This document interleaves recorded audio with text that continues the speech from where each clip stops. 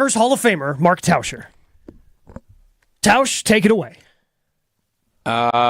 This is pretty easily, I could say this is the best win in the Matt LaFleur era. This is the most important win for Matt LaFleur, and I think the most meaningful win for Matt LaFleur. We all have questions, and there still are questions, but this idea of moving on to Jordan Love and what was he going to be, Brian Gutekunst built a roster to give Jordan Love a chance to be successful and to play against your rival at their place in the beginning of the new era when all hope and everybody thought that this was going to be the turning page for the Bears to get back on top, and for an utter dismantling of everything that the Chicago Bears thought they wanted to be in front of their crowd on the opening of the season, just reasserts that the Green Bay Packers franchise knows what they're doing and has built this thing the right way. And if I'm a Chicago Bears fan tonight, I don't know where to turn, because the Green Bay Packers, there's still going to be ups and downs, but you could not have drawn up a more perfect way to start the Jordan Love era in Green Bay than what we saw this afternoon. That's it. And I don't think you could draw it up any better than what the Green Bay Packers did down at Soldier Field for the last 3.5 hours. I just don't think you could. And it has to leave a lasting mark on that Bears franchise, what we just saw this afternoon. 800-990-3776 is the Bono Box Wine line. If you want to get in on the conversation, that's a call. You can text that at 800-990-3776. It's not even close to the most important win the coach has ever had. But aside from that, they played like... Let me ask you this, yeah, Homer. Go ahead. Is this not... Do you not think Matt LaFleur, his first win was down at Chicago as a coach, and it was a big win. He's going to get a lot more credit. I think he understands how important this win was. And I don't think there will be a more meaningful win outside of a Super Bowl or an NFC championship to get him to his first Super Bowl than what he had today. Only if things great happen the rest of the season. If nothing great happens the rest of the season, it'll be forgotten in 3 weeks. Homer. Yes? You can only go off of this, the beauty of this league, and that's the beauty of our jobs, is that you can only go off of what just happened. Right. You can progress, you can look forward, but as we're sitting here, that plane ride home and what Matt LaFleur is feeling with all of the questions that I know he had and the way his team responded and this roster responded, you know that this is the most meaningful win that he's had. Oh, now he's saying what he thinks is the most meaningful win. That's what I said, yeah. Oh, I didn't know. I thought you said it is the most important one. No, not in the history of the Packers organization. No, but for Matt LaFleur? For Matt LaFleur. Yes. Oh, no, the other stuff to get us to be the greatest coach for the first 3 years. But no, nobody. That's you. Mariucci'd him. So no, that's all. So right now, yes, he feels like it's huge. No, they played like a playoff team. I'm not saying they're a playoff team, but they played like a playoff team. They were up 38-14 with 12 and a half minutes left. When they scored to kind of take control of the game, the Bears came right back and scored. And then the Packers had like a 3rd and 8, and they threw the ball to the game had the potential to become close. And they made all the plays. They were a playoff team today. They beat the crap out of the Bears. The Bears clearly are going to need a new quarterback. I'm not sure I don't fire the head coach. I'm not sure he has any idea what they're doing. Okay, but now I'm the one overreacting. So I said this week on our bold prediction that I thought you were crazy when you said it. And I still think you're crazy. If the Green Bay Packers beat the Chicago Bears, I just really felt like when you're a young team, it can take a while to get your footing. And I still think there's going to be some potholes and some ups and downs. This is, there was plenty of things today that weren't awesome. Plenty of things to clean up. Plenty. And when you can say that and beat your big rival by 18 points, whatever it ended up being. can't invent stuff just because they beat the crap out of them. Well, no, the Packers have won 9 straight games against the Chicago Bears. The thought was this would be closer because Aaron Rodgers is gone. They're no rival. It would appear that the Packers own the Bears, not Aaron Rodgers. That's what today might have shown. The thought was, yes, Chicago Bears fans, and everybody was rejoicing when the Packers traded Aaron Rodgers. And Bears Twitter all offseason, all training camp, everything was, yeah, but you don't have that guy. And for that fan base and for that franchise to think that they're heading in the right direction, that everything they're doing, and the Green Bay Packers, in essence, saying, we're going to take all this dead cap money, we're going to do all this, and we're going to go as young as any team has been in quite some time, and we're still going to come down there and smack you around like little brother. And that was the demoralization that has to be reverberating through that city and through that locker room. It's substantial. That's why this was such a big game. No, but I don't care about the Bears. Why do I care with the fans and all this stuff? Their team's still a mess. They don't know what to do at quarterback, but that doesn't have anything to do with the Packers. Because, Homer, had things went the other way, which some people thought was going to happen, that things would have flipped, it would have been, from a psyche standpoint, a different ball game. And the Bears, whether or not they were going to be better or not, I don't care.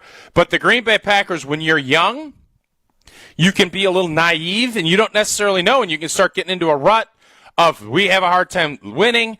But then you have a game like today, and now the confidence meter, whoop, through the roof. A road game opener against, you don't have to call them a rival. They are a rival, even though the records would say that they're not lately. To get off to that start with under the Jordan Love era is a big blanking deal. Oh, I would agree with that. It just is. I mean, they clearly play with an attitude with some of the stupid penalties and just the energy they have. It's kind of Jair Alexander's team now. Do crazy stuff, but it's fun to watch, and the energy they have and the enthusiasm and all that stuff was, that's all accurate. It really felt like a whole. We all knew it was going to be a whole new operation, and you got all these new players at critical spots, and it just felt fun. It felt like an edgier, more physical, like different football team than what we've seen. Yep. And the stat that blew me away was the fact that with Aaron Rodgers last year, they scored 1 touchdown on opening drives. You know how many they have already under the new Jordan Love era? 1. Oh, you mean to start the game? Oh, okay. Opening drives, I don't know if you meant the opening drive tutters. In the first and the second half. I mean, they scored on the first. Yeah, it's really impressive. It's one game, but it is really impressive that this team, without their most explosive playmaker on offense, can put up and do what they did today against this Bears team. I don't want to get ahead of ourselves. But I do think that everybody that was coming in here with some skepticism, and by the way, deserved, I think you have to look at this and say, well, the preseason wasn't a fluke. This wasn't a fluke. This could be a really good football team, and especially you let it grow. Today what is eye-opening. Really good? What is really good? Just so the offensive line. If you want to look at why this game played out the way it did, I kept wondering, are the Bears going to ever let Justin Fields just drop back and throw? The answer was little to none. And with Jordan Love, he had all day. When Aaron Jones was in, the running game was good. I'm always a Gutekunst guy. I always have been. It was a great day I for think him. you could look at this today and say, man, he's built himself. There's still, again, plenty of question marks. But what he's been able to do with Reed and with that group up front, and really, I think I don't know if we'll get to our dogs of the day or whatever we're doing, that D-line was salty today.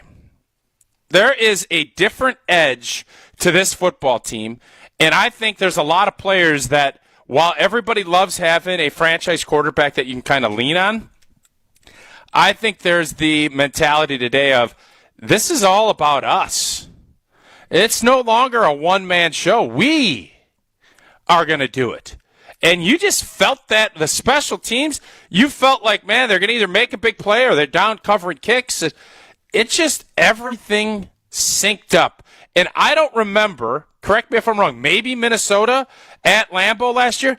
I don't remember a full-on three-headed monster of a team effort better than what we saw down at Soldier Field today. Yeah, I don't know if I can remember one last year. It was Minnesota. I can't. It was Minnesota.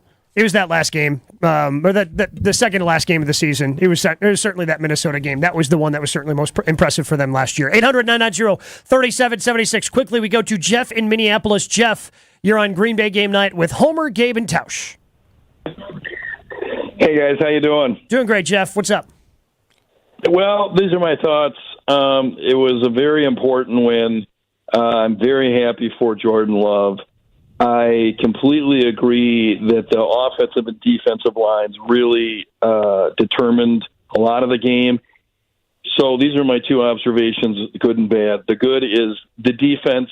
I know it's Chicago, but they're just the whole aggressiveness, for lack of a better word.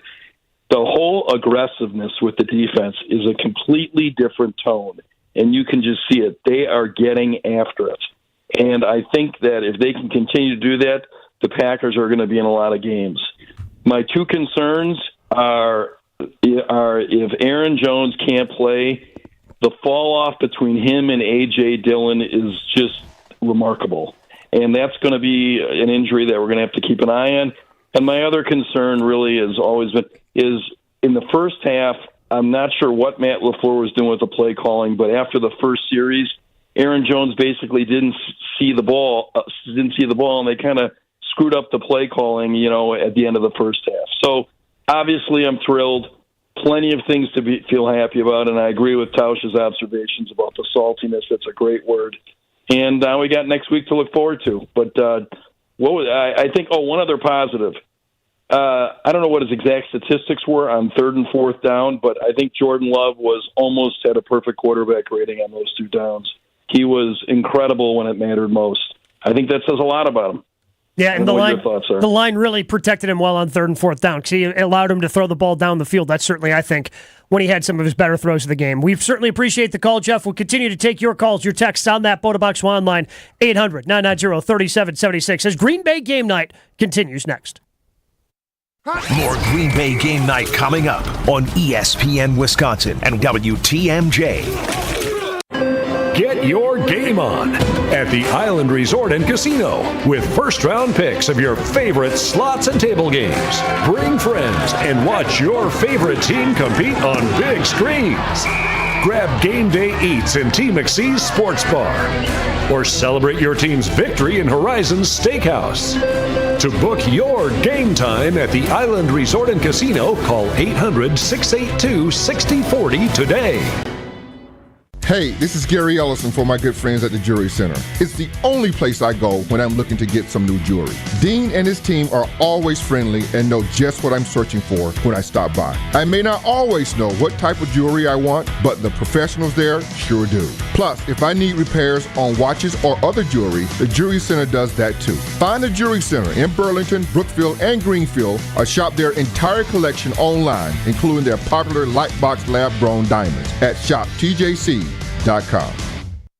Hi, this is Wayne Larrabee, the voice of Green Bay football. You know, fans count on me to make the right call every time, and I can continue to do that thanks to Summit Eye Care of Wisconsin. When my vision began to drift, my eye doctor said Summit Eye Care was the best place to go. Using the latest adjustable implants, the doctors at Summit were able to fine-tune my vision. In fact, my vision is now the best it's ever been. Summit Eye Care was the right call to help me see all the action on game days. To schedule an appointment at one of their locations, visit summitiwi.com.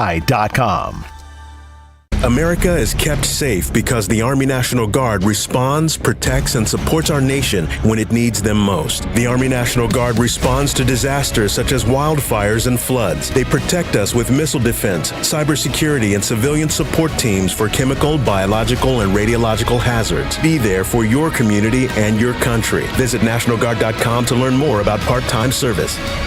Sponsored by the Wisconsin Army National Guard. Aired by the Wisconsin Broadcasters Association and this station. Here in Wisconsin, one name is synonymous with fantastic frozen pizza, Palermo's. For almost 60 years, Palermo's has focused on feeding Wisconsin families. And though Palermo's has grown a lot since 1964, they're still family-owned. They're still proud to call Milwaukee home. And they're still committed to making the best frozen pizza possible. From their new and improved rising crust pizzas to their guilt-free Primo thin pies, Palermo's has a delicious slice for every appetite. Find Palermo's in your local grocer's freezer food aisle. Palermo's. Flavor is our family's business. Here in Wisconsin, a good old-fashioned is an important way of life. And that's where my friends at Perky's Old Fashioned come in. Hey, it's ESPN Milwaukee's Gabe Neitzel here to tell you about the easiest way to put together an old-fashioned. Perky's offers both brandy and bourbon old-fashioned mixes. And get this, the booze is already in there. Just add the soda of your choosing, and you'll have Grandma Perky's old-fashioned in the palm of your hand. Perky's is locally made and great for get-togethers of all kinds. Get perked up and head to perkysspirits.com for your nearest Perky's location. Hello, I'm Dan Fields. If you're in the market for a full-size 8-passenger SUV, look no further than the Defender 130. And with the Defender 90, the 110, and this 130, there's luxury in the right size for everyone. Plus, when you buy or lease from Fields, you'll automatically become a member of the Fields Amenities Program with complimentary loaners, car washes, our cafe and gourmet coffee bar, and much more. All at no charge at Land Rover Waukesha. LandRoverWaukesha.com. Truth, reason, and tolerance shaped our U.S. Constitution, but those building blocks of democracy are under attack. Big tech social media splits us apart, hurts our children, and causes violence and terror in our communities. Be a part of the change. Go to counterhate.com to learn more. Unfiltered, shameless, and analytical. ESPN Milwaukee's next afternoon show is Kyle, Brust, and Northman. Weekdays from 2 to 5. And it debuts on Monday, September 11th at 2 o'clock. Right here on 94.5 ESPN. You're listening to Green Bay Game Night on ESPN Wisconsin and WTMJ.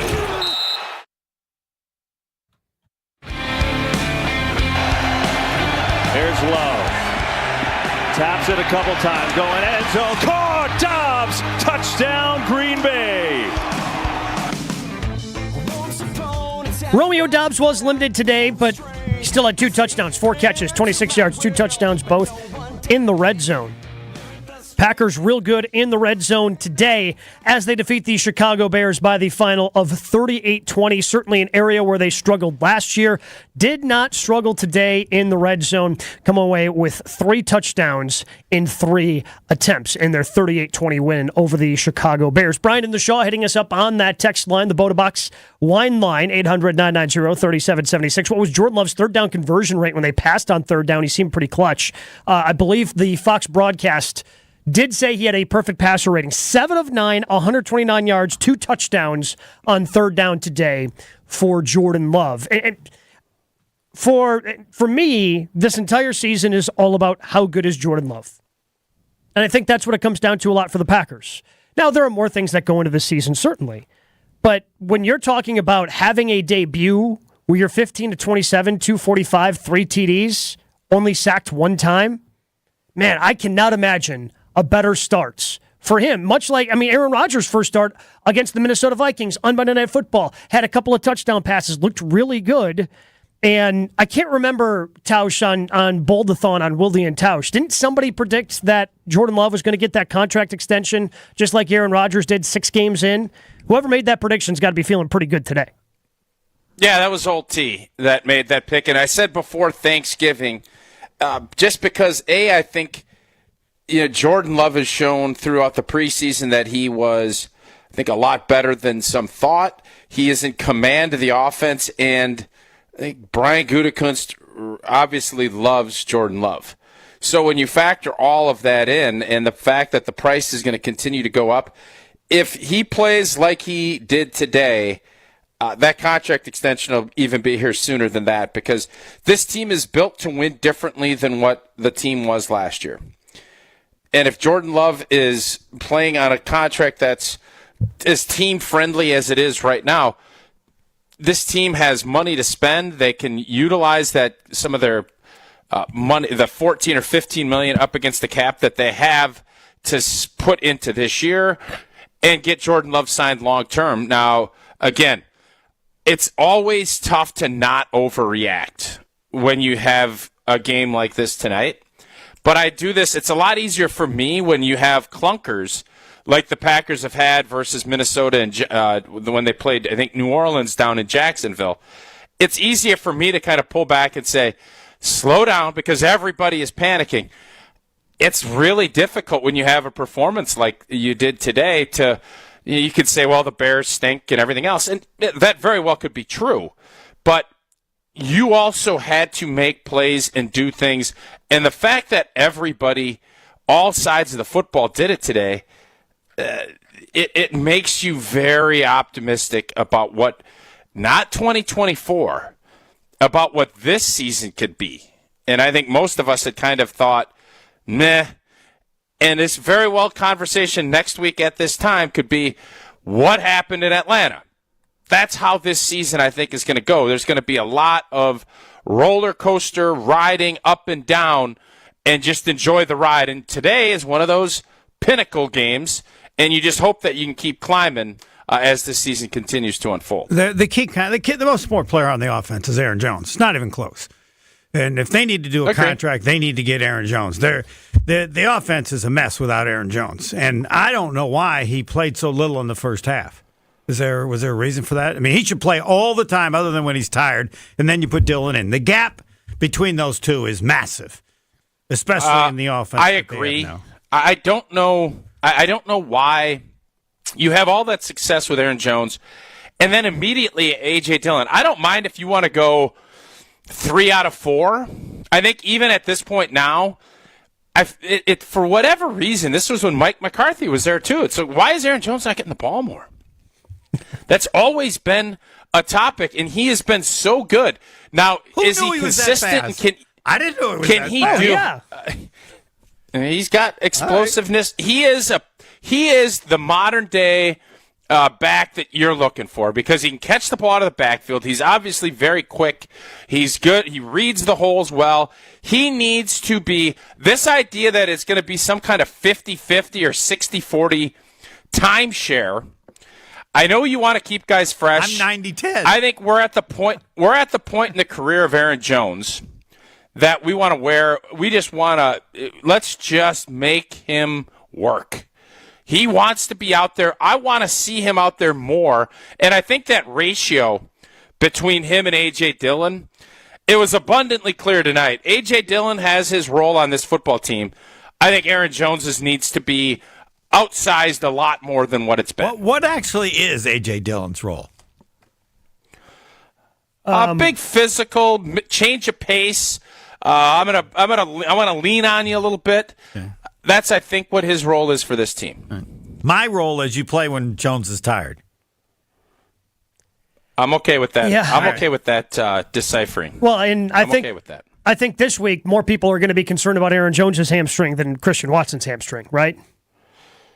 Yeah. Yes. Especially seeing Dr. Tausch, what do you did you catch? Yeah, it definitely, you could tell right away. And now guys are doing these, it sometimes can be like a acting. I've never understood why you would do that. I've seen so some you guys always do that. are kind of like, I hope that's not, but with Aaron Jones, you kind of saw it because it was before the end zone. You kind of felt, he pulled.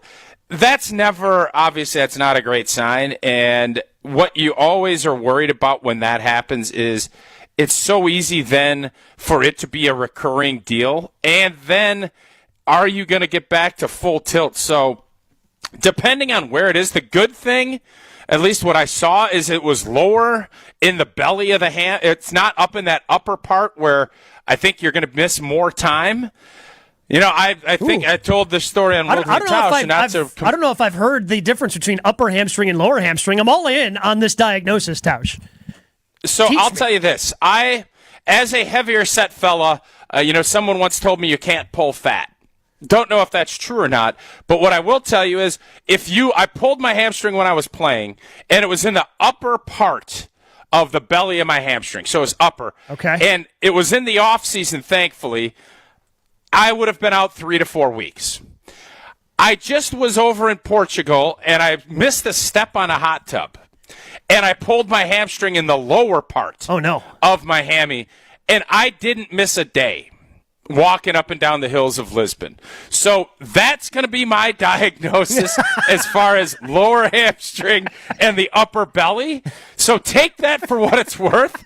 I was able to fight through the lower belly hammy.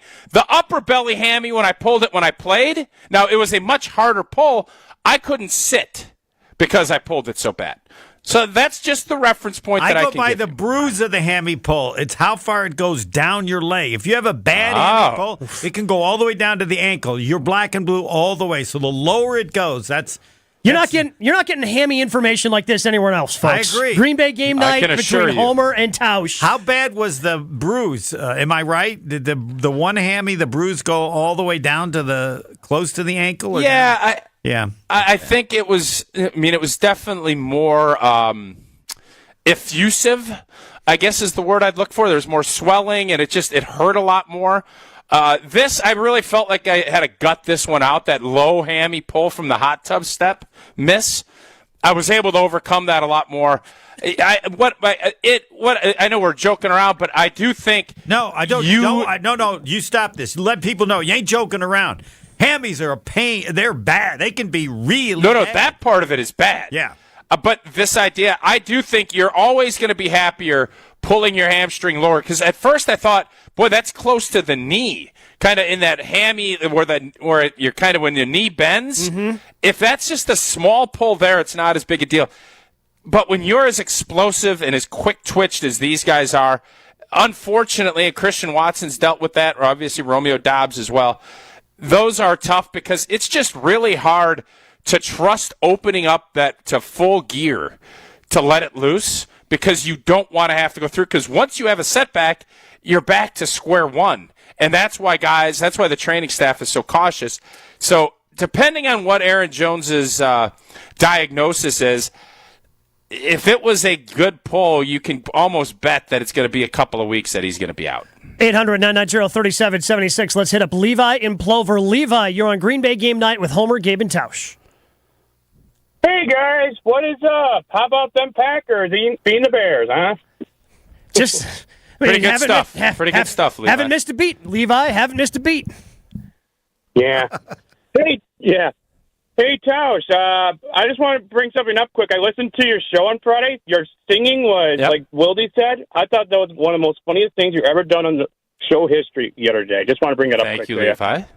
I appreciate that. Thank you. So, Levi, what did you think? Is this what you expected in this game, or was this a pleasant surprise for you, what we saw down in Chicago? Well, good question. I'm happy that we beat the Bears, of course. I thought Jordan Love did pretty good today, actually. He was sacked only one time, I checked. Jordan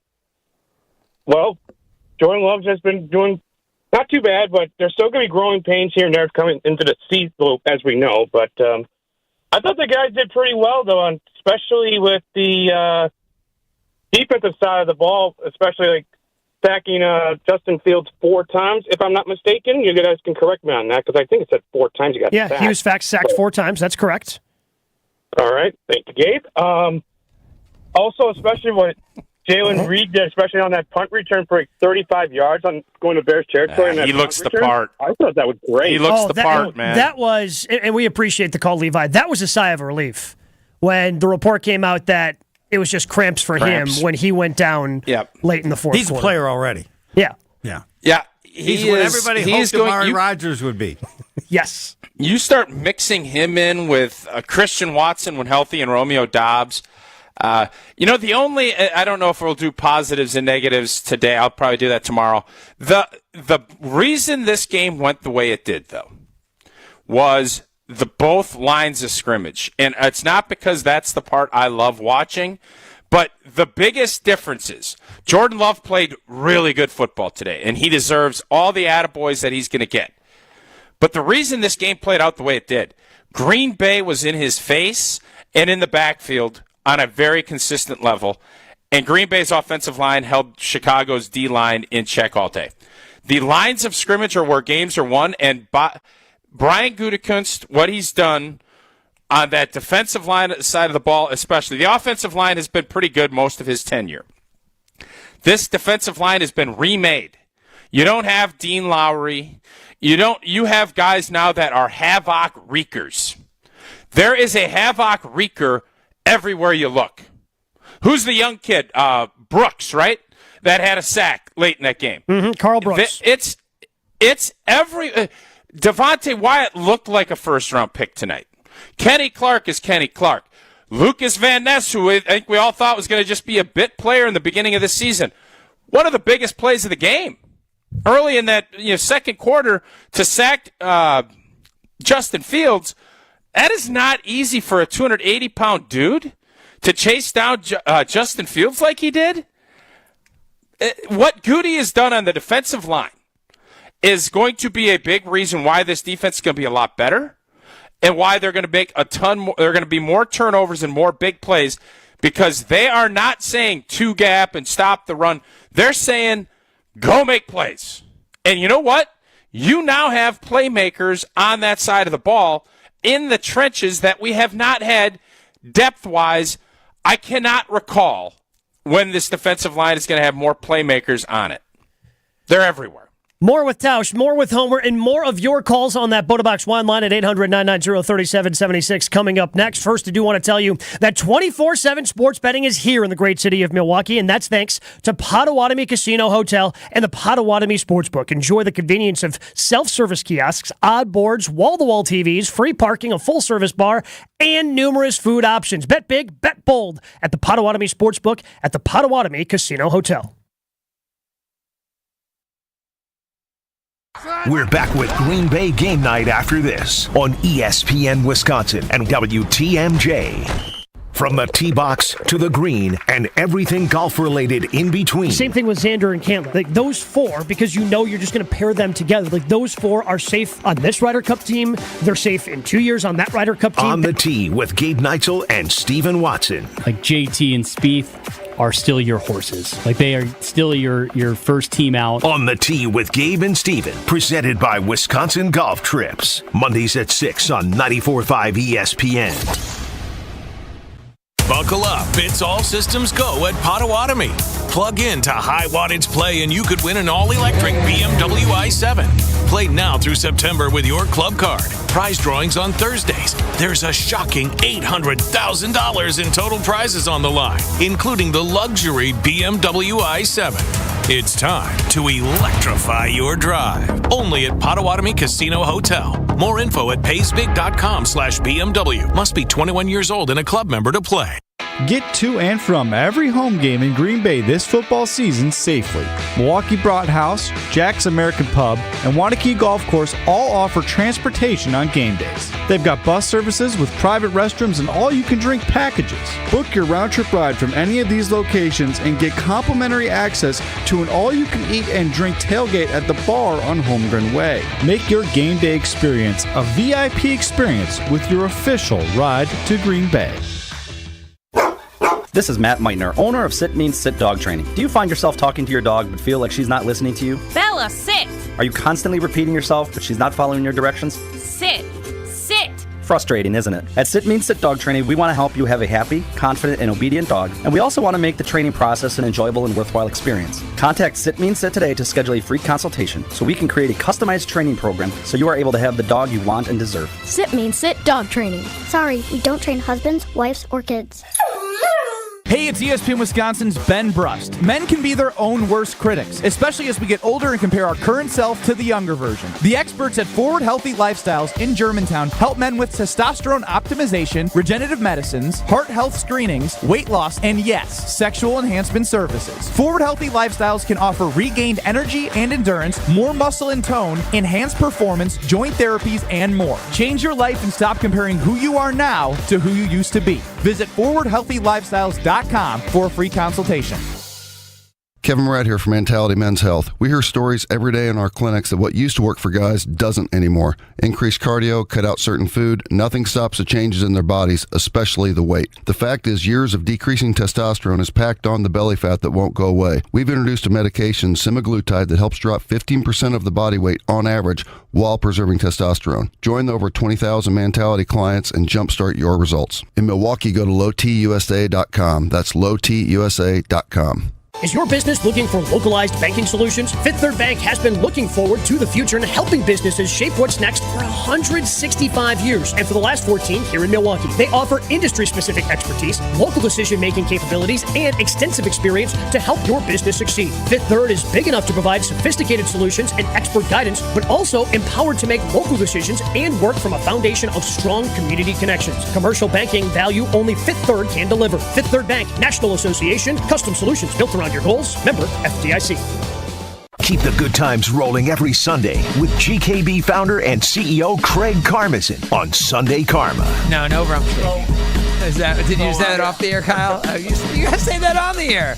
It was not rump shaking. It was not anything inappropriate. It just was totally irrelevant. Sunday Karma with Craig Karmazin. Because isn't that how GMs get chosen, right? You trade up, in my opinion, cost the team a chance to win a championship. Sundays from 10 to noon on ESPN Wisconsin. This is Green Bay Game Night on ESPN Wisconsin and WTMJ.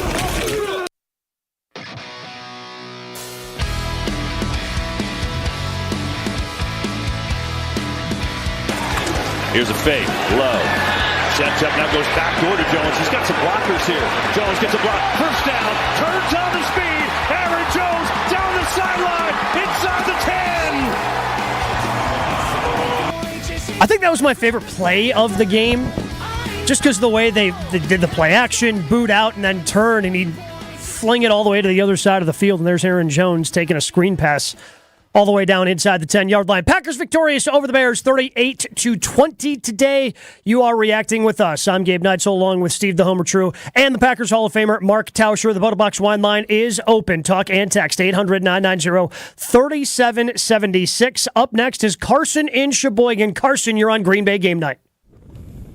Well, I just want to start with Homer. I agree with Jason. You are the GOAT of radio. Not a baby, Homer. All right. Now that Homer's nice and uncomfortable, what else you got, Carson? Thanks. Did that back shoulder to Romeo Dobbs look familiar? It was a great throw. His second one, I think. Yeah, it was a great catch. Aaron Rodgers, Devontae Adams type of play. Ooh. That was. I mean, I can't speak the old. This was more catch than the pass. Dobbs gets all the. Yeah, that was a great catch.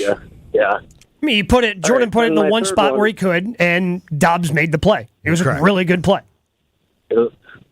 Yeah, I'm liking the chemistry I'm seeing between them two today. But secondly, do you think we have a good defense, or did we just play a bad offense? Yeah, that's a good question. I think you played a really bad O-line. Yeah. And the defensive line, which I believe is going to be the strength of this football team, shined,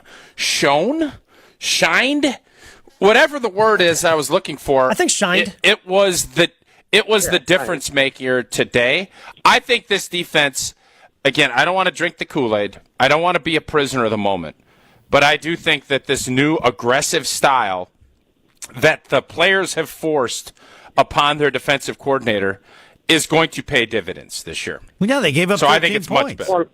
I mean, they scored 7. And how many times did you see Justin Fields scrambling out of a no-win situation too? Yeah, and that was it. I think that's to Tausch's point about the offensive line. So that's where. Yeah. No. Yeah. I'll say this: I loved what I saw today, guys, from the defense. But the last time the Packers opened up the season in Chicago with a win, Aaron Rodgers declared that now we have a defense, and that season ended with San Francisco running for roughly 1,000 yards in the NFC Championship game. So I'm not going to quite go and say, oh, we've got a defense. This is a good building block to build that aggressiveness off of. I liked what I saw today because that is a bad offensive line. And that's exactly what you do against a bad offensive line, is you constantly put pressure on their young quarterback so he can't make any good throws. Is Justin Fields going into his fourth year or his third? Third, I believe. Yeah, because they have to make the decision on the the fifth-year option after this year. Okay. I made the either way, we still own the Bears. No doubt about that. Yeah, have a good one, guys. The Bears, the way they played today, might be worse than they were last year. More disappointing. I think with all of the other circumstances that are in play, the new quarterback, the rebuild, the youth movement, definitely worse than what it was. And so everybody's going to crush the O-line, and the O-line was not good for Chicago today. But I think the Bears have to come to the realization that Justin Fields is a great athlete. He's great out in space. He showed some things again today. I think as far as running the football as a quarterback, he's at the top of that list. But how many times can he actually go through his progressions? If I'm a Bears fan, I feel even worse today than I did throughout the entire season of last, because my expectations were higher, and I don't know if Justin Fields is your guy. Yeah, well, because last year you could make excuses for him, right? Equinemius St. Brown was their big... make excuses House, now, you do know. He's not the guy. You know it. He's not the guy. I would tend to agree. Yeah, I doubt he's the guy. Right, and they didn't pick him, so, the GM didn't pick him, so... And by the way, if Caleb Williams was eligible for the draft last year, he'd be the Chicago Bears quarterback. Yes. Yeah, yes, without a doubt. 100% there with you. So, Tausch, let's go ahead and play a little flush it or flesh it. It's a win, so I'm guessing you want to flesh something out that happened throughout the game today, presented by the Gordon Flesh Company. Yeah, I mean, first off, it takes a team to meet just about any goal. That's true on the football field, as it is in the office, so it's good to know you have the Gordon Flesh Company on your side for more than 65 years. What a great number, 65. GFC has been providing cutting-edge technology for companies of all sizes, and as the nation's largest Canon and Lexmark dealer, GFC delivers the latest office technology, serviced and supported by the most experienced professionals in the industry. That's business technology managed. Visit gflesh.com to learn more. Yeah, I mean, we could flesh out a lot of things and say, well, I am still fascinated, and I think you guys disagree, and that always makes me, from a flush it or flesh it standpoint, more intrigued. I think this is the most meaningful win of Matt LaFleur and Brian Gutekunst's time as the heads of their departments at the Green Bay Packers. I firmly believe that. So let's flush or flesh that. You guys tell me if you want to flush that. I think we flesh it out and say, how is it not? Did you see Goody's reaction hugging all of his players? It's now his team. He never felt like it was his team without having his quarterback. It was, and he would have celebrated had he won, but there's always a little more when you know it's your vision and your guys that are doing it and playing the way you want to play if you're Matt LaFleur. So it just is more meaningful today doing it with this group than it was the 4 years prior with Aaron Rodgers. I mean, what do you guys think? I think the first one is always, I mean, for LaFleur himself, my guess is he would still rank his first NFL win, which was against these very same Chicago Bears in Chicago to open up the 2019 season. Like, that one's got to hold a pretty special place in your heart, right? Like, at right now, maybe there's a little bit of, okay, this is different. This is going to be a little bit different. We don't have the Hall of Fame quarterback. It's more about process than it is the results. And so there's a little bit, I don't want to say the word doubt, but the circumstances are different, certainly. But it's not like he walked into a juggernaut when he took over the Packers in 2019. Yeah, you had Aaron Rodgers, but they missed the playoffs back-to-back years. And then you go in and you win your first game as an NFL head coach. You go 13-3 that first year. Like, that first win, I would say, is probably still more meaningful at this point. While today, I think, would probably be up there for LaFleur, I think his first one still, in terms of regular season wins, probably the most important for him. I would agree with that. And then I would add that this doesn't mean anything unless, if this is the start of, like, they make the playoffs, that will be LaFleur's greatest season as head coach, if they make the playoffs. So if this is the start of something, almost like Marquette this year, where people didn't expect it and all of a sudden, then it's off the charts. But if this game is just a tease, because we will all agree, they played like a playoff team today. Yes. And so if you play like a playoff team, it's reasonable to think you could be a playoff team. Now, whether you're that far now, I'm not. But if it's a part of that, then this is huge. Yes, they'll go back and say, Tausch was right. This was the biggest. But it's got to be a part of something. Otherwise, it's just we're not bad. Because even if you are in the camp that, and look, the Bears are worse than I thought they were. I thought the Bears would be taking some steps forward this year. Clearly they did not today, and I think they've got a lot of questions to answer. But even if you think that the Bears are just terrible, one of the worst teams in the NFL, like the Bears were the worst team in the NFL last year, so were the Texans. They didn't lose every game by 18 points. And it was really more than that because they scored 6 points in garbage time. 38-14 at the beginning of the fourth quarter. Yeah. It was a boat race, dog walk, whooping. But that's what, what good teams do to bad teams. Yep. And that's what the Packers did today. Like, there's no denying that what you said is true, Homer, that today they played like a playoff team. I thought you were going to come on and say, write it down, the time. This team will be in the playoffs. I thought that's what you were going to say. I did. Yeah, I think I said this last week. If they're able to win this game and build the confidence that they need, I've always believed in the talent of this roster with Brian Gutekunst. It's young, it's inexperienced, and it's going to be up and down. But the fact that it's only going to get better and better, and by the end of the season, with the experience that they gain, I felt like if they were in position, they're going to be. And when you win games early, when you don't really know what the hell you're doing yet, yeah, you're positioning yourself to be a playoff team. And if you play like you did today, granted, I'm already seeing a ton of tweets and everything else that, well, the Bears suck, it doesn't matter. Yeah, it's the first week of the year. Nobody knows anything. And for you to win a road game, a divisional road game, and realistically your quarterback's first start without his best wideout, and his running back gets hurt midway through the third quarter, to be able to dominate a team like that, that is a great omen towards playoff berth. I thought you were going to throw in they didn't flinch, too. When the lead got close at 24-14 and the Packers got the ball. I think Matt LaFleur deserves a ton of credit for going for it on 4th and 3. The easy play there is to kick the field goal, and he throws the slant. I think it was Reed, the slant on that 4th and 3 when Chicago closed the gap. No, it was Aaron Jones. No, that was Aaron Jones. It was the touchdown. That was the Aaron Jones choice route. When you look at that play, those are the kind of plays that send a message to your locker room. And they tell you, this whole all blank and gas, no blank and break deal, all that stuff is just words on a script until you get to 4th and 3 from the 35 and you say, you know what, we ain't kicking a 52-yard field goal. We're going for throats. And then you get throats. And then you stomp on people with an interception. That sends a message to your locker room. That's Matt LaFleur saying, hey, we got nothing to lose. We are going to be aggressive, and we're going to go for throats when they're available. And the Bears' throat was sitting there, and the Packers snatched it. 800-990-3776. We do have some callers on the line. Hold with us. We'll get to you coming up next on Green Bay Game Night. We're back with Green Bay Game Night after this on ESPN Wisconsin and WTMJ.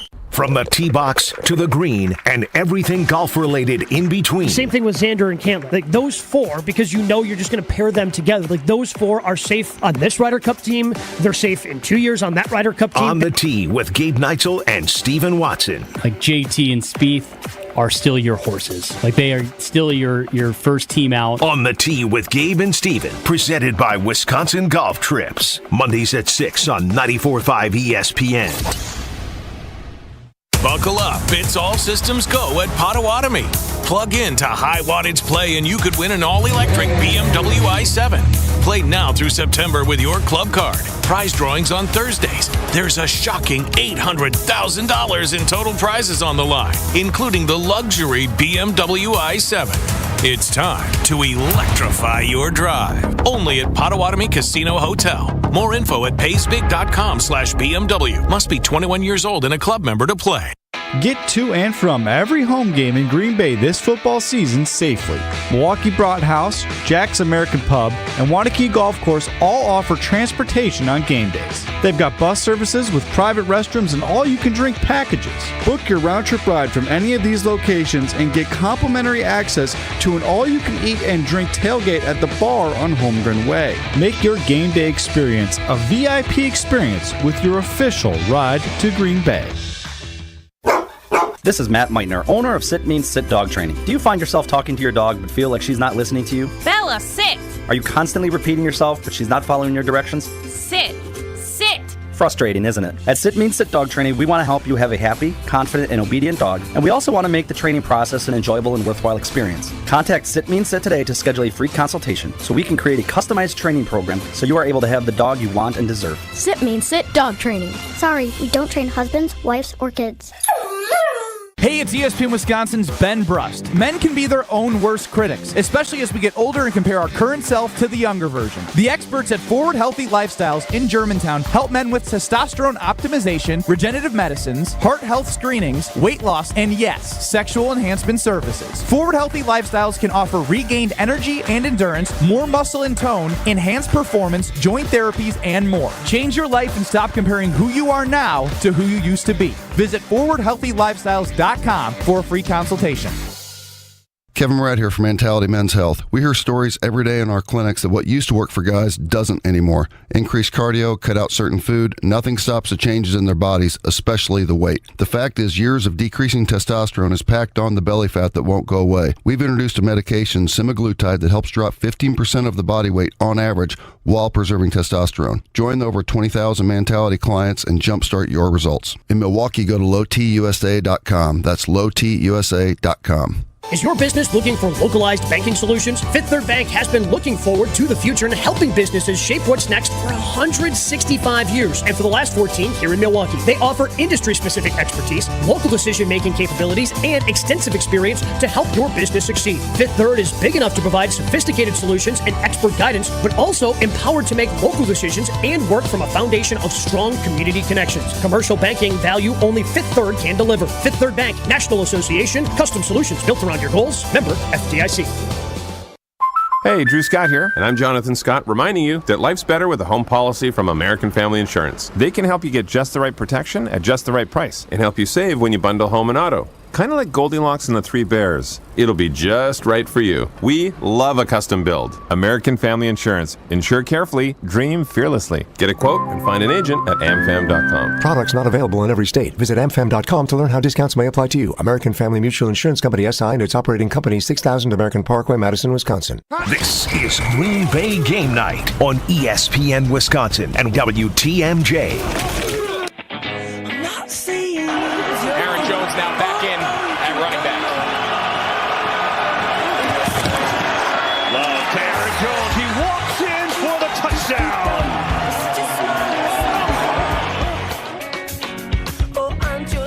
Aaron Jones had a great game. Did leave the game with a hamstring injury. But after the game, this from Ryan Wood, Milwaukee Journal-Sentinel. Aaron Jones says he felt his hamstring bite at the end of his touchdown catch. Pulled his hamstring before, says it's nowhere near that bad. Jones didn't return, but he says score had a lot to do with it. He could have, if needed, he says. So that's from Ryan Wood. So it does not appear that the injury is all that bad. Another great reason to be that far ahead. Yes. That being said, I'm still going to be watching that because, I mean, and Tausch, obviously you can speak to this more than anyone. The adrenaline of a game, once it starts to wear off, some of those injuries get a little bit worse after that adrenaline starts to wear off. So I'm still going to be, well, it's good that he's saying, hey, I've done this before. It doesn't feel as bad. I'm still going to be cautiously optimistic about his ability to play against Atlanta next week. Yeah, I think you should be cautiously optimistic. I think the other part of that is, though, you understand there's 17 weeks. And we all know how vital Aaron Jones is to this offense, so he needs to be healthy. You don't want running backs and wideouts, and that's, I'm sure, Romeo Doubs was able to gut it out today. I don't know how many snaps he took, but it was a lot more limited, I think, than what you normally would see. It was more red zone, and by the way, very effective with 2 tutters for him.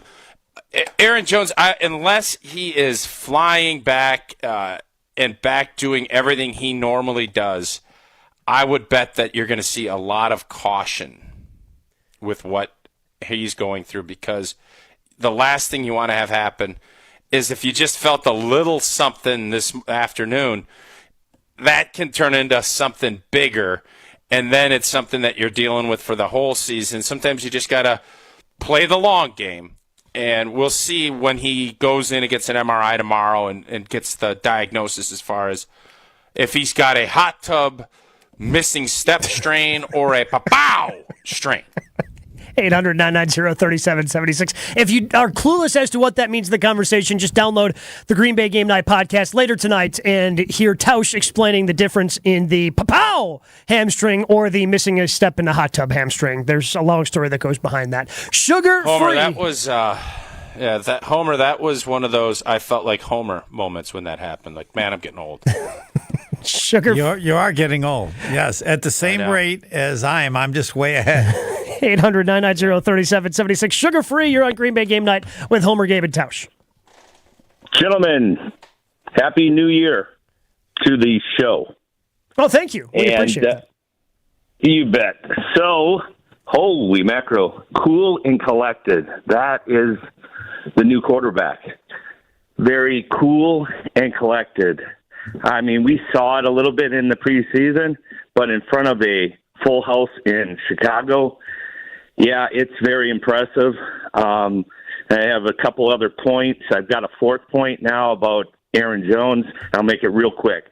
Number 2, Packers in the beginning, the defense, they were not tackling. And I'll tell you, the play that changed everything is when Alexander stopped commit at around the 4-yard line. And after that, the defense turned. Number 3, Wicks. I don't know why Wicks is playing. Where is Heath? Wicks had plenty of errors out there. And then number 4, the most important thing. I mean, running backs, you can see in this new offense, the running game. I would say, since we have some money to play with, I would go out before Kareem Hunt is taken off the board by either Baltimore or another team. Go add another running back, a proven running back, to back up these guys. So that's what I got tonight. Well, we certainly appreciate the call. Sugar-free, all those great points made. I doubt they're going to go out and get another running back. No. If they, I mean, again, they've showed interest in Jonathan Taylor. Although the report coming out today from Adam Schefter that when they had those talks, the Colts went, hey, what about Christian Watson? The Packers shut that down, right, because rightfully so. They want a wide receiver. They understand the importance of wide receivers over running backs, even when you got one that good. Packers got a running back. Mm-hmm. Which is... Yeah. The whole Jonathan Taylor compensation thing is hilarious to me because the Colts are going, hey, you're not valuable enough for us to pay you. And then they enter trade talks with everyone going, hey, what's one of your more valuable... Yeah, like, hey, give us your most valuable assets, and that's who we'll take in return for Jonathan Taylor. What's going on here? Their owner's an idiot. Yes. Their owner's an idiot. That's what it is. Yeah, that's I know simple. Homer, that's a good friend of yours, but he's He's not a good friend of mine. How would he be I thought you go to, like, his concerts. Yeah, he's an idiot. No, he puts together all these incredible... Irsay's got concerts? No, well... Is he playing in a band like the Knicks owner? He buys all these guitars. He buys all this. Yeah, he is just... Homer, he's the great example of somebody that thinks they hit a triple because they're on third base. He's the great example of that. Just because you're on here's third what I would base say. doesn't mean you got a triple. No, that's good. That's enough. I don't want to talk anymore, Jim. Right, I'm done. We're done with Trimmer. This has nothing to do with him. Did you just invent that, or did you get that from somebody? No, somebody said that. Yeah. Somebody a lot smarter than I said that. All right. The idea of a tailback. Now, Aaron Jones is special. I do think that one of the glaring things that came from this game, because there's not, this D-line stops the run good. They couldn't stop Aaron Jones at all. And he's getting 8 or 9. The only guy stopping Aaron Jones is Matt LaFleur. He's like Dean Smith with Michael Jordan. Who can hold Michael Jordan under 25? Dean Smith. Nobody else. So A.J. Dillon was not that guy tonight. And you need 2 backs. I think A.J. Dillon still has a good role on this team. But this needs to be, when Aaron Jones is healthy, I don't want any more ride shares. Get rid of the Ubers and everything else. It is a one-man show. You go until you need a blow. And then we'll give you a blow, and then you're going back in there. That's what this team needs from Aaron Jones, and that's what we should get from Aaron Jones. And if there's a veteran out there, they can get a JT23 or somebody like that, I'm fine with them doing that because this is going to be the formula for this team. Jordan Love, even though he played a really good game tonight, what was awesome is he made the big throws. He made big plays on third down, but he was also inaccurate on some other throws. He was not perfect. He was exactly what you'd think, and it was better than what I think most of us thought. He is going to still need that running game and that O-line to play the way that they did. And Brian Gutekunst, to his credit, and Luke Butkus and that coaching staff have put him in that position to be successful. A lot of quarterbacks, when they get that first start and get their first real action, they aren't in that position. So Jordan Love owes a lot to Goody for putting a supporting staff cast, not necessarily tight end wideouts, but running back and O-line that are giving him a chance to have a chance, and he took advantage of that chance tonight. Before we get Tausch out of here, let's go ahead and give the dog of the game, presented by Sit Mean Sit. We got dog. It's time for the Sit Mean Sit. Yeah, we got Jimmy. Dog of the game. John Money Alexander. Christian Watson. Quay Walker. He's a dog. Aaron Jones. Kenny Clark. Presented by Sit Mean Sit Dog Training in Waukesha and Milwaukee. Visit sitmeansit.com. Tausch, who's your dog of the game today? Why it's so easy for me to pick a dog tonight. Why it's so easy? Because Devontae Wyatt was dominant tonight. The playmaking, getting in the backfield. And I don't even know what his snap count was, but I know when he was out there, he was an impact player. I was getting texts, wow, Wyatt's so hard, and all the funny jokes about Devontae Wyatt because of what, last year he wasn't as impactful. He's going to be impactful. He was a dog. And I think Kenny Clark's always the lead dog when it comes to that D-line. I think Devontae Wyatt is going to be the new tone setter. Love Dean Lowry's strength and everything that he brought to this team. But Devontae Wyatt is going to transform it and make this more of a I'm going to get you dog mentality. This is going to be probably the easiest dog pick of the year for me, and that's Devontae Wyatt. When you make the dog pick, should we How does he not pick Aaron Jones? How do you not pick Aaron Jones? The only time he played is the only time they scored in the first half, and he makes these incredible plays. The fourth down one, how? How do you not pick Aaron Jones? I just did. I know. I literally just told you. No, I literally just went into a 3-minute diatribe about how I picked him. How does that rank above? That's what else do you need from me? How is that above? What else do you want? I gave you specific examples. You made the huge sack. Here's my question. How does it rank above Aaron Jones? That's all I'm asking. I just told you. But you didn't address what Aaron Jones did. You just...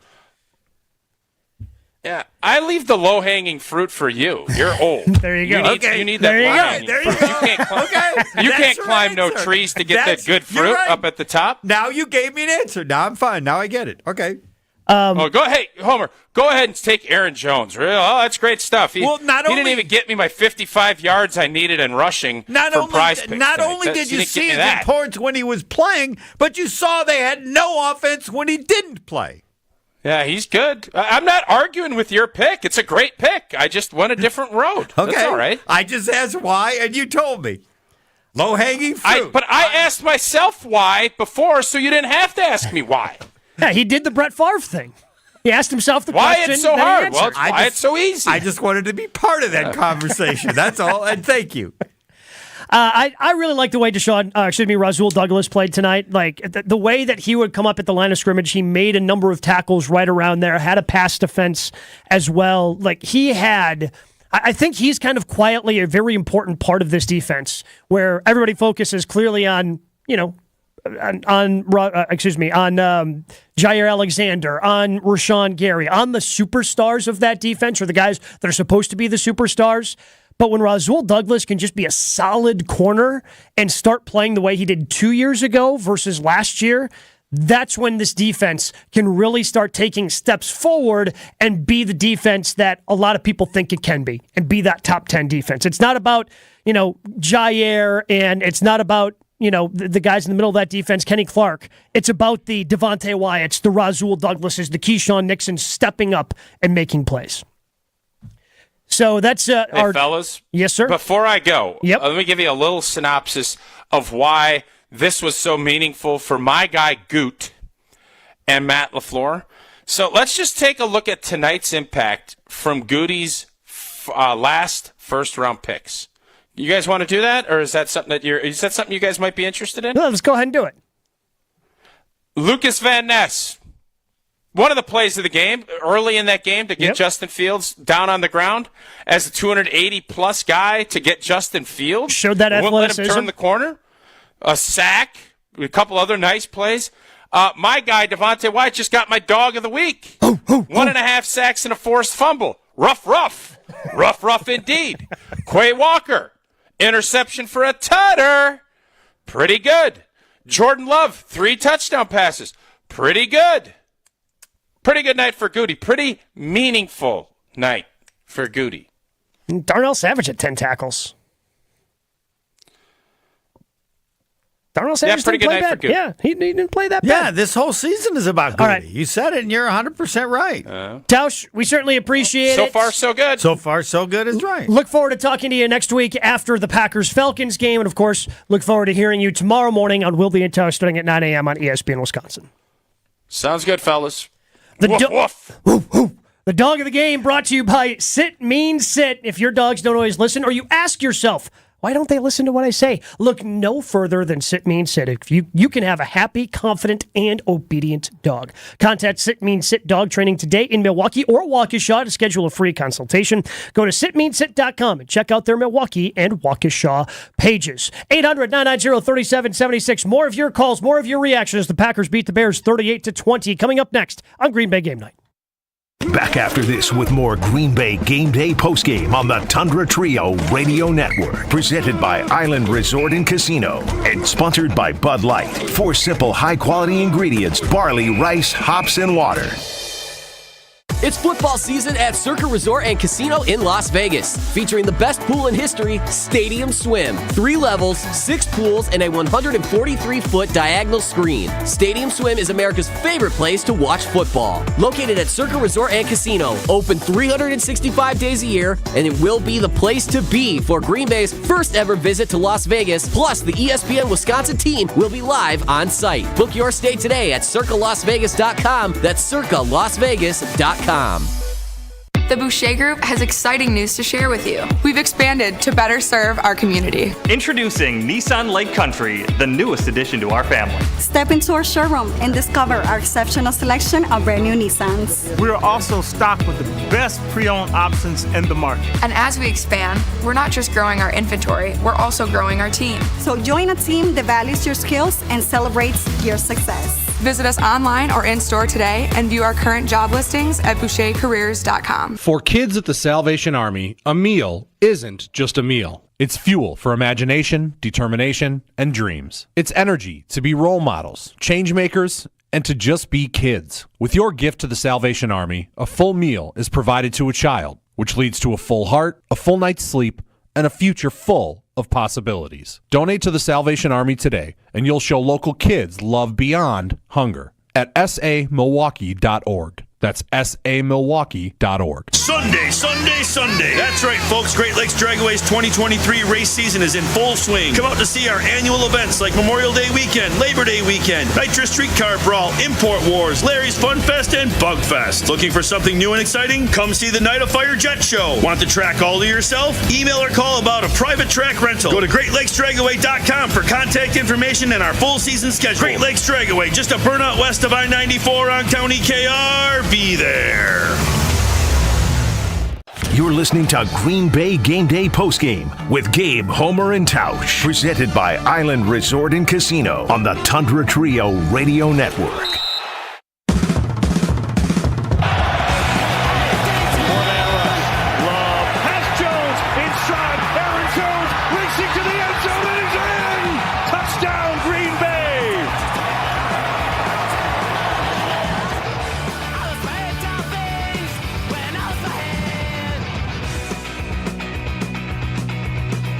Packers victorious over the Bears, 38-20, 1-0 on the season. They'll head to the Falcons next week. And Homer, you said the line is already out for that game. Packers have flipped it. They went from being 1.5 dogs on the road to point favorites. Yeah, just from it started, as you stated, Atlanta by 1.5 this morning with the Packers win. And Atlanta had Atlanta won today against Carolina.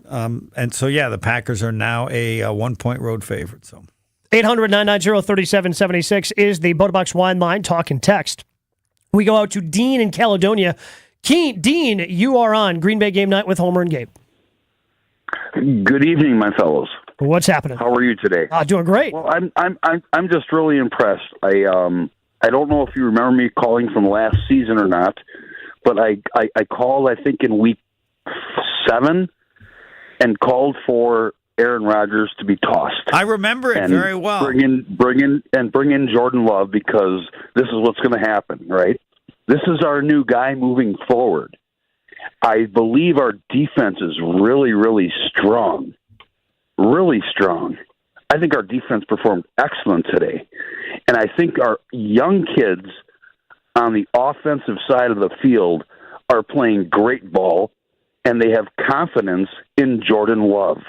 And I believe Jordan Love is going to be our third MVP quarterback that's going to lead the Green Bay Packers to another Super Bowl. I believe this. I what I saw today, I know Tausch is gone, but you asked him the question, are they going to make the playoffs? And I called it 3 weeks ago. As I watched the second preseason game, I looked at this team and I said, this is it. Finally, the quarterback is listening to the coach. The coach is running the plays instead of the quarterback. This is how a team works. This is how we move forward. And this is how we get to a Super Bowl. The quarterback has to listen to the coach. The defense has been awesome. I can't believe how great this team is looking. Coming off a terrible season because of Aaron Rodgers. The best thing that happened is Aaron Rodgers is gone. That's the best thing that has happened to the Green Bay Packers. And maybe tomorrow night we'll watch him fall. I don't know. But I think that Jordan Love is the next coming. He's going to be good. What do you think? I think tonight was a good I'm not ready to make that declaration myself. I think today was a great start to a career. And you don't think we're going to the playoffs? No, I do not. No, I don't. No, don't. Really? No, really? Why don't you think we're going to the playoffs? Because I don't think the team's good enough. They're young, and this is one game, and I've picked them. I went from 7 to 8 wins, and I don't think they're good enough to make the playoffs. So, they won their first game against the division team. That's correct. Yes. Okay. Yeah, they played like a playoff game tonight. So they're number one in the division. They're tied for number one in the division. Yeah, after 1 week, yes. Against they were tied for loin. First before anybody played too. Right, but guess what? There's two more teams in the division that have a loss. So the Packers are tied for the division lead. That they are, yes. And you could be right based on what you saw. I don't think they can do it enough games to make the playoffs. You're incorrect. All right. I'm going to tell you right now. You can write it down. I'm writing it down right now. That doesn't mean much for Homer. He's going to lose it before the end of the season, Dean. That's possibly true, but I'll have the book. I wrote it down 3 weeks ago. What are you saying? The Packers are going to win the division. That will get them in the playoffs, yes. The Packers are going to win the NFC Central. Got it. And do you have any idea what the record will be, or do you not care? 10 wins. 10-7. Okay. Good. 10, got it. 10's going to put them there. All right. So we'll talk to you next week, guys. Thanks for taking my call. I really appreciate it. And thank you so much for the show. Yeah. I really appreciate it. Appreciate you holding on, Dean. I know you were holding on there for a long time. 800-990-3776. More of your calls, more of your texts. I know everybody's excited. I want to hear from you. Yes. Because, again, you pointed this out. They played like a playoff team today. Yeah. Can they play like a playoff team enough times to actually be a playoff team? That's going to be the exciting thing as we continue to move on from in this season. But today they played well enough, and we want to continue to hear from you. Packers win over the Bears 38-20. More of your calls on Green Bay Game Night coming up next. More Green Bay Game Night coming up on ESPN Wisconsin and WTMJ. Ewald Automotive is extending Labor Day savings to bring you employee pricing all month long. Save big and pay like you're part of the team. Ewald can't be beat on price, guaranteed. We're passing huge Ewald employee savings on over 1,000 new and pre-owned vehicles. Go long with Ewald's exclusive 20-year, 200,000-mile warranty. You've worked hard this season. Get the savings you deserve today. Go to EWaldAuto.com. It's football season at Circa Resort and Casino in Las Vegas, featuring the best pool in history, Stadium Swim. 3 levels, 6 pools, and a 143-foot diagonal screen. Stadium Swim is America's favorite place to watch football. Located at Circa Resort and Casino, open 365 days a year, and it will be the place to be for Green Bay's first ever visit to Las Vegas. Plus, the ESPN Wisconsin team will be live on site. Book your stay today at CircaLasVegas.com. That's CircaLasVegas.com. Ready to ride? Just let me get my flip-flops on. Whoa, Mom and Dad are going for a ride without their protective gear. Quick, grab the checklist. I'll grab the gear.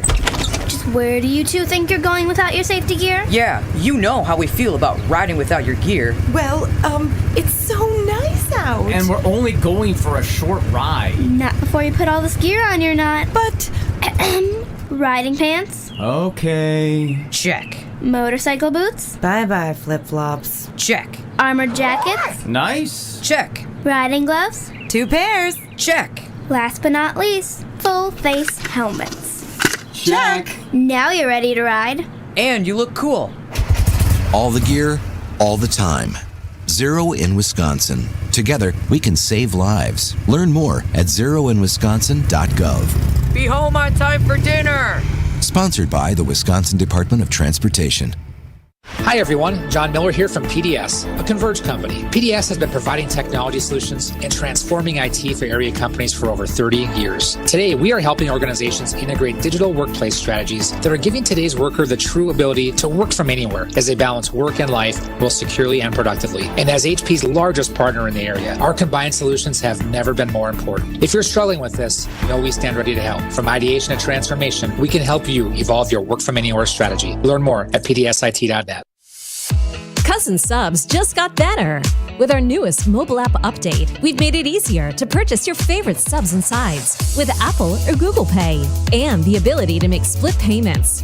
And that's not all. Can we get your digits? Sign up today for our new text messaging program to unlock exclusive coupons and offers at cousinsubs.com or via our app. Cousin Subs. We believe in better. Take it to the house this season and enjoy tailgating from your own backyard. Tito's wants to make sure you have the best tailgate on the block. You can win game day gear for your next gathering by entering to win at Tito'sTailgate.com. Be sure to enter by November 15th for your chance to win a Solo Stove Grill, a Brewmate Back Tap for batch cocktails, or a Tito's football jersey. For official rules, visit Tito'sTailgate.com. Must be 21 years old to enter. Distilled and bottled in Austin, Texas. 40% alcohol by volume, namely 80 proof. Crafted to be savored responsibly. Do you worry about how much someone drinks? Do you feel neglected or unloved? If you answered yes to any of these questions, you are not alone. Al-Anon and Alateen can help. Call 1-866-200-0223 or visit alanon.org/help. The end of one era on ESPN Milwaukee means the start of a new one. It's Kyle Brust and Nortman every weekday from 2 to 5, followed by the Homer Hour from 5 to 6. The debuts happen September 11th right here on 94.5 ESPN. You're listening to Green Bay Game Night on ESPN Wisconsin and WTMJ.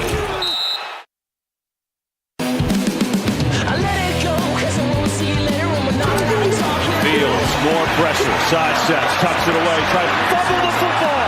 It is loose, and it's going to be picked up by Green Bay. Disaster for the Bears gets worse. As the Packers recover the fumble, they'll take over up 18. It's Rasul Douglas who comes away with it.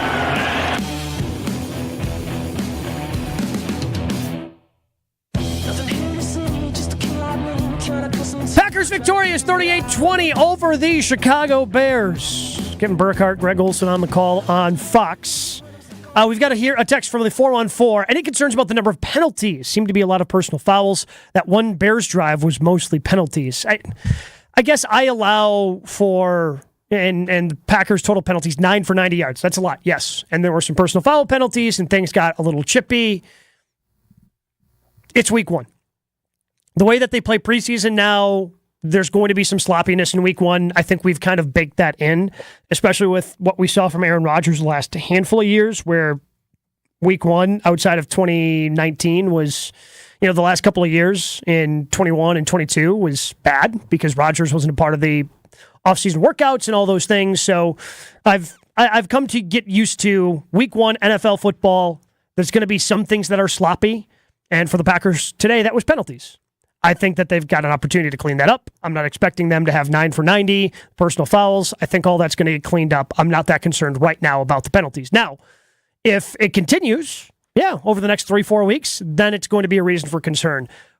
I feel like it was an outlier, especially because it was a lot of personal foul penalties today. I think he's happy with it as long as they play with the kind of crazy energy they have now. This is a bunch of young kids going goofy, and they're going to do some stupid things, and he's going to address it. But this is kind of, to me, it's, if I had to say one player, the team is now Jair Alexander's team in terms of their approach and everything. Well, he got that, what was, I thought, a really smart hit on Fields. Mm-hmm. But then it creates all this other stuff. And so LaFleur, I think, he's going to address it. Don't be stupid. But he's not that upset with it because of the nature of the team that it represents, that they are now acting. Not that this team is what the Legion of Boom was. But when you think of great defenses and how physical and just aggressive that they play, when you think about it over the last 10 years, because I would say that's kind of the line of demarcation of when things have kind of changed in the NFL as the rules continue to take away some of these harder hits for player safety and continue to have rules that really benefit the offense. When you think of some of those other teams, like the Legion of Boom, they got really physical. And every once in a while they would get called for penalties, but they were cool with that because they understood, okay, we get a penalty every now and then, but we live with that because the attitude that we play with is far more important than a couple of penalties here and there. And it may be more Rasul Douglas as much as, Jair's the great player, but you mentioned Rasul, and he's definitely... He played with an attitude today. He's the secretary. Yeah, he is the assistant to Jair. The Vice Jair. Yes. Football fans, tailgating season is here. If you want to win at tailgating, you need to Botify your beverage choice. Botobox wine is the ultimate addition to your tailgate party. This premium wine comes in a box fitting perfectly in your cooler or trunk. There's no heavy glass or corkscrew to deal with. One 3-liter Botobox is equivalent of 4 bottles of wine, so it's great for sharing. Bring the wine that wins with Wine Critics. Botobox. This is how we Bota. Please drink responsibly. Must be 21 or older. Botobox Vineyards, Manteca, California. Let's go back out to that Botobox wine line, 800-990-3776, where we find Jim in Saukville. Jim, you're on Green Bay Game Day postgame with Homer and Gabe. Hey, Jim? Turn down your radio. What you got going on, Jim? Lakeshore Drive between Randolph and... All right, we'll try to... That's special. Try to get back to Jim in a little bit. So we go out to now David in New York. David, you're on Green Bay Game Night, excuse me. Good evening. Homer knows that I'm very pessimistic about the long-term future of the Packers. I am not as concerned as I was, but I need to remind you and the listeners that the Bears are one game away from being in a list of the top 25 worst teams in modern NFL history, which had a lot of 2-14 teams. The Bears were 3-14. Maybe they would have been 2-14 in a proper 16-game season. So I don't know what to make of this game. I don't know how much of it is the Bears are really horrible, one click away from being historically bad, and how much the Packers have improved. But even if they are that bad, they put a whooping on them like you do, and this was close for a half. There are so many parts about it that you give the Packers an A. It wasn't a blowout from the beginning. It was close for a half. The Packers get on a roll, but then the Bears respond, and then the Packers They buried him. Yes. They buried him. Yes. I'm not sure. I think the San Francisco 49ers, the Chiefs, would have put much more of a beating on them. Maybe. Yeah, game. Sure. But David, like this isn't. Like, even for me, and I don't think this is a playoff team, like, yeah, the Packers aren't in the league of the Chiefs or the 49ers right now. They're just in a different spot. The Chiefs, A, have the best quarterback in the league. B, the 49ers have probably the best roster outside of quarterback in the league. And both of those teams would have been happy to be up 38-14 with a quarter left. Well, I will say that I had called in, and Homer probably remembers this, where I was convinced that we're in for decades of fertility. I'm still not convinced it's not going to happen. It's not going to happen. I am stepping away from that, and I am saying that there's some. No, how can you believe that? I explained before. Well, no, because you have people. You can argue how good Goody is. You can't say he's an idiot, and you can't say the organization is a mess. However, you made this agreement with Mark Murphy. They hired LaFleur. LaFleur was a good hire. You can't argue, they haven't made any decisions. I'm not convinced of that at all. I think he rode on Aaron Rodgers' coattails. Fine. If you look closely at the regular season games and the playoff choke jobs, a lot of wins could very easily, except for a few fluky things, been losses. Yeah, but that's not the 70s and 80s. Hold on. That's not the 70s and 80s that you spoke of. When you say you're afraid they're going to go like this. I want to clarify. I'm stepping away from that concern. I'm not convinced it's not going to happen yet. Yeah. I'm simply stating that the Bears are a really, really bad team, and we can't know for sure. And let's see them beat a team like the 49ers. They're not playing the Bills or the Chiefs this year.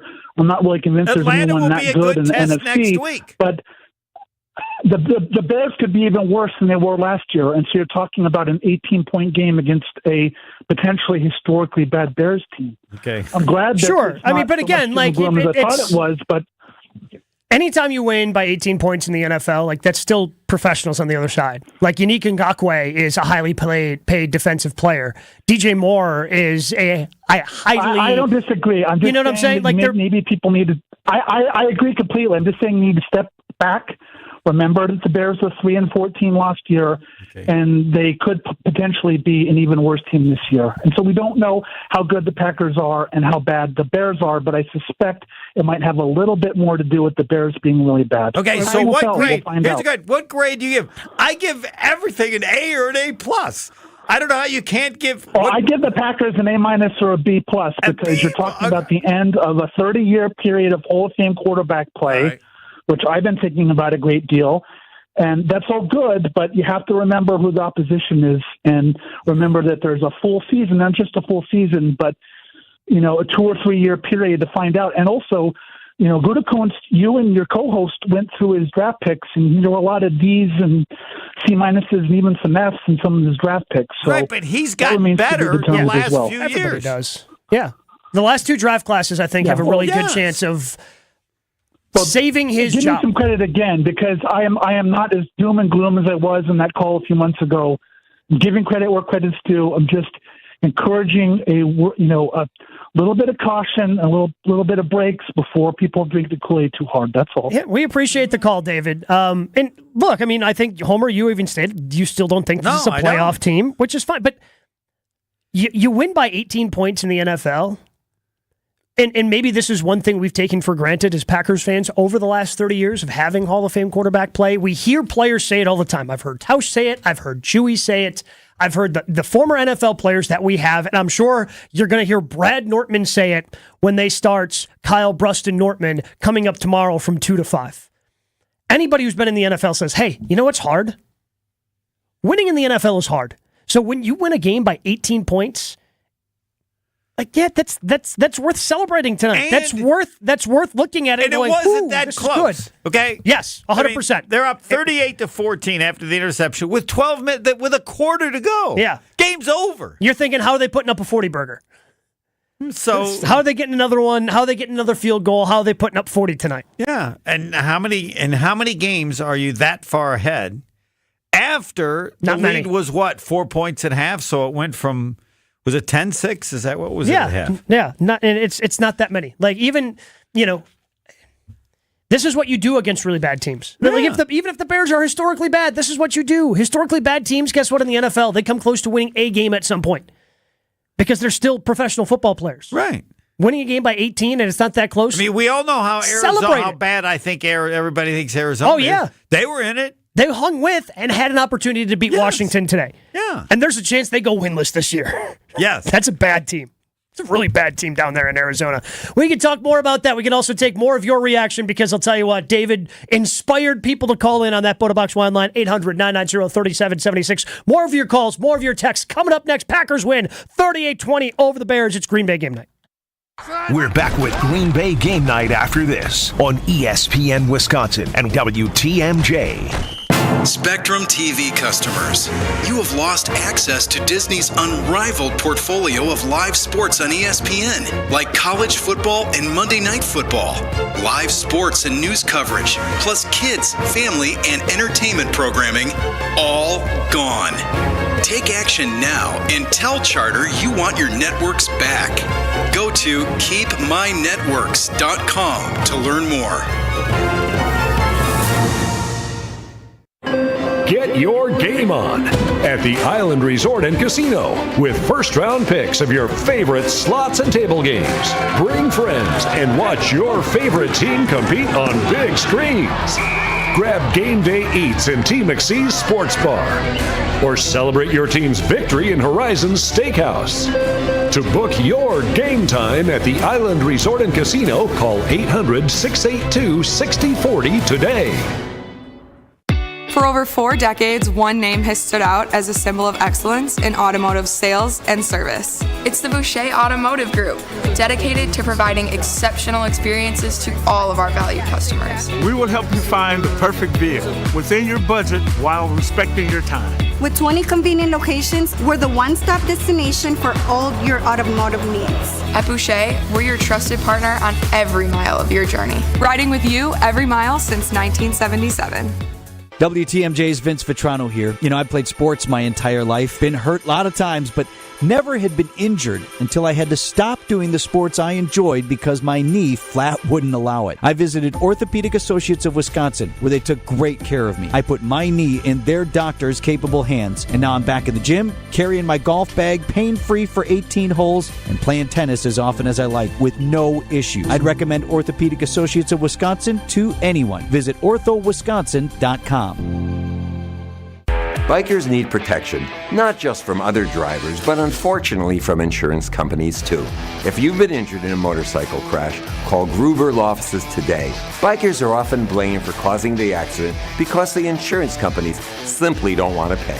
At Gruber Law Offices, we've been fighting for injured bikers and their families for more than 30 years. Trust us to fight for what you deserve. Gruber Law Offices.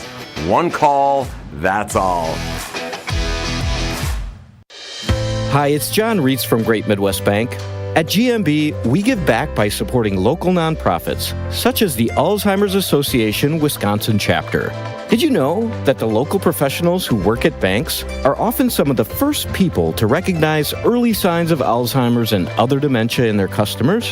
This can include a customer appearing lost or confused, or showing unusual behaviors with their accounts. At Great Midwest Bank, we take our community responsibilities seriously. We're proud to be a dementia-friendly bank with training from the Waukesha Aging and Disability Resource Center. If we notice potential signs of dementia during a customer visit, we connect with customers and their loved ones. This fall, you can make a difference too. Sign up for the Walk to End Alzheimer's at alz.org/walk. Visit GreatMidwestBank.com to learn more about GMB's commitment to community and our Simply Giving mission. Here in Wisconsin, a good old-fashioned is an important way of life. And that's where my friends at Perky's Old Fashioned come in. Hey, it's ESPN Milwaukee's Game Night, so here to tell you about the easiest way to put together an old-fashioned. Perky's offers both brandy and bourbon old-fashioned mixes. And get this, the booze is already in there. Just add the soda of your choosing, and you'll have Grandma Perky's old-fashioned in the palm of your hand. Perky's is locally made and great for get-togethers of all kinds. Get perked up and head to perkysspirits.com for your nearest Perky's location. This is Green Bay Game Night on ESPN Wisconsin and WTMJ.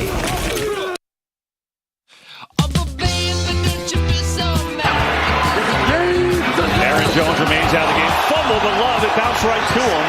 Now back. Now throwing. He's got a man wide open. Musgrave catches it. Falls down. What a wild play. He's down to the 5.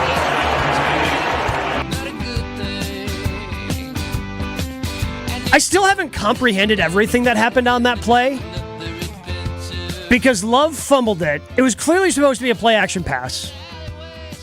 And then Musgrave somehow, I don't know if the safety abandoned his spot because he saw the fumble and came crashing in. And then the way Musgrave, and Olsen talks about it, the way Musgrave decided to try to catch it and backpedal, and the whole thing was weird and somehow worked out. And it was weird because I remember it was a couple weeks ago, the quarterback at USC did the same thing. Where he fumbled it. Fumbled the ball and got it, and then found somebody wide open down the field. And I mean, all those things are, like I said, all these errors are positive. Something like that happens, and you can make a mistake, overreact. Instead, you turn it into something positive. And that's the most important thing. Of all the plays that Jordan Love made today, and there were a couple of throws that he missed, and I don't think there was anything that was, oh, wow, what an amazing throw. He made solid throws all day long. That was, to me, the most impressive play. People seemed open. Yeah. How often have we talked in various years with Rodgers? Nobody's open. Mm-hmm. Now people seem open. Scheming guys open. Yeah. That's what this offense is supposed to do. Right. But I think that was the most important play for me for Jordan Love in terms of kind of evaluating him because he didn't panic. Ball hits the turf like that, how many quarterbacks either just fall on it, which wouldn't have been a bad idea, especially given the lead and everything that was going on at the time for the Packers. Just fall on it, live to play another down. But he was calm enough to just pick it up and just continue on with the play. Oh, here's a guy wide open. I'll get it out to him. Like, just calm under pressure. And that, to me, was the most important play for Jordan Love. If what I believe is true, and I know you're in this camp as well, this season is all about Jordan Love and his development. That's a great sign for Jordan Love and his development. Yeah, I always think of you when Aaron Jones plays well because you've been the one to say it, and it's accurate that he just hasn't been consistently. Because if he was consistently like this, he'd be MVP candidate.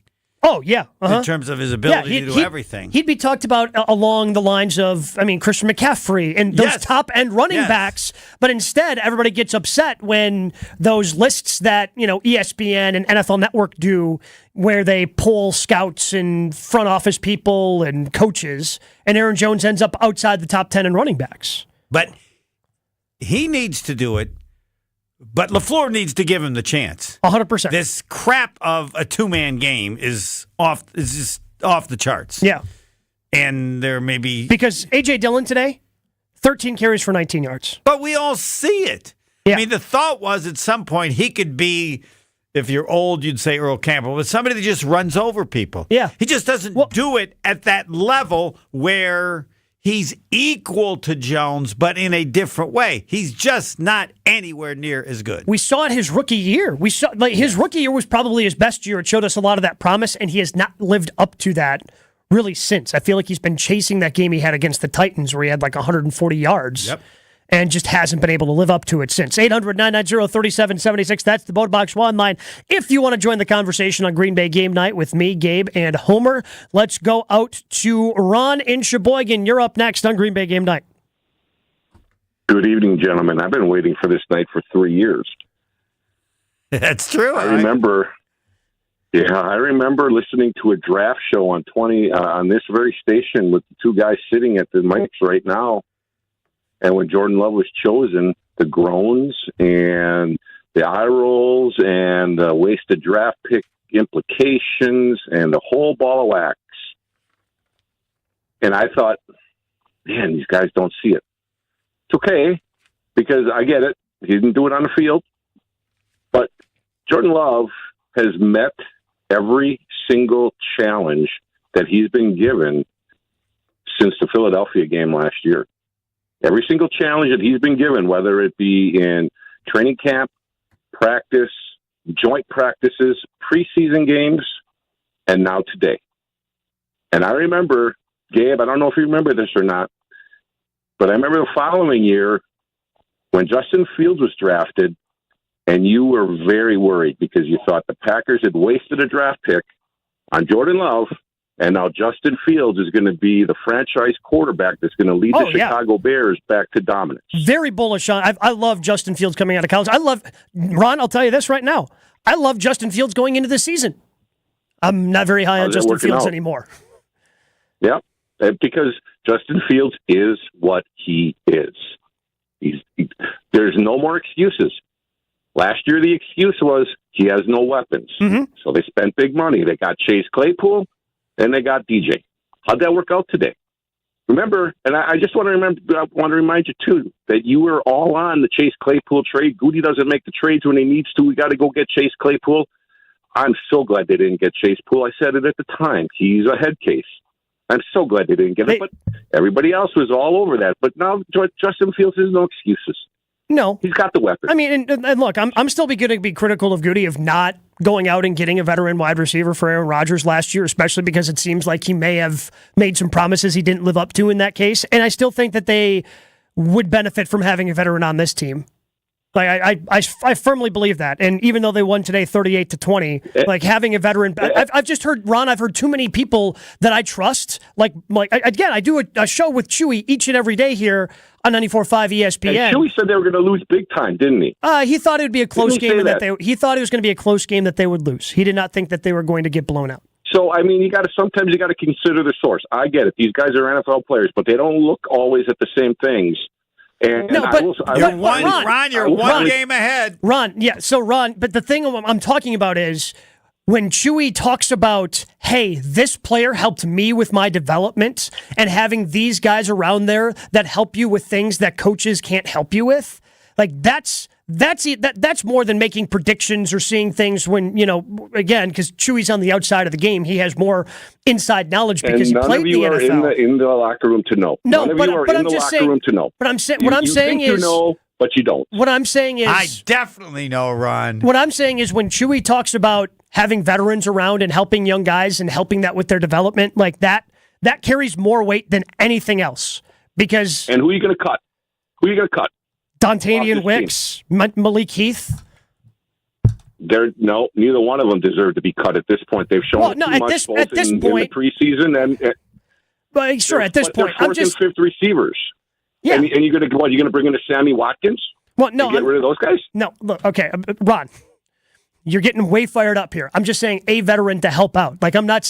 That's something I would have done preseason. They're clearly not going to go in that direction anymore. They're not going to go out and pick up Sammy Watkins. They weren't ever going to pick up Sammy Watkins. But I'm just saying, I think that a veteran, especially as the season goes along, is going to be very beneficial. I have one final thing that I'd like to say, and that is, if you listen to David Bakhtiari over the winter, he said he was on Michael Silver. Okay. You know who Michael Silver is, former SI guy. Yep, he was on his show. And Silver started to complain about Goody and the Packers and not going all in, and how the Packers front office never supported Aaron Rodgers the way he thought they should have. And you know what David Bakhtiari's response was to him? I'm going to say the same thing to you. There's a reason why you're on the radio and Goody's a GM. Thank you. All right. There are bad GMs, too. But yeah. No, this is. Matt Millen had a job. Like there's bad GMs. Right. So, but yeah, this season, and this is certainly one game in Goody's defense in terms of he's put the team together. Mm-hmm. So this they played like a playoff team. If they continue like a playoff game, this will be Goody's biggest season because it's transferring, just like what was the key to Ted Thompson. The key to Ted Thompson was trying to create something close to as good as Ron Wolf, which he did, and they won a Super Bowl. So that's the challenge. That's the same challenge for Goody. Ring the bell, tip tap for Green Bay's pro football team this season. Salvation Army salutes bell ringers this upcoming holiday season and asks that you donate into the Red Kettles or electronically with Tip Tap. Your support helps those in need throughout Wisconsin. More of your calls. Packers victorious over the Bears 38-20 as we roll on Green Bay Game Night. We're back with Green Bay Game Night after this on ESPN Wisconsin and WTMJ. Buckle up. It's all systems go at Potawatomi. Plug in to high wattage play and you could win an all-electric BMW i7. Play now through September with your club card. Prize drawings on Thursdays. There's a shocking $800,000 in total prizes on the line, including the luxury BMW i7.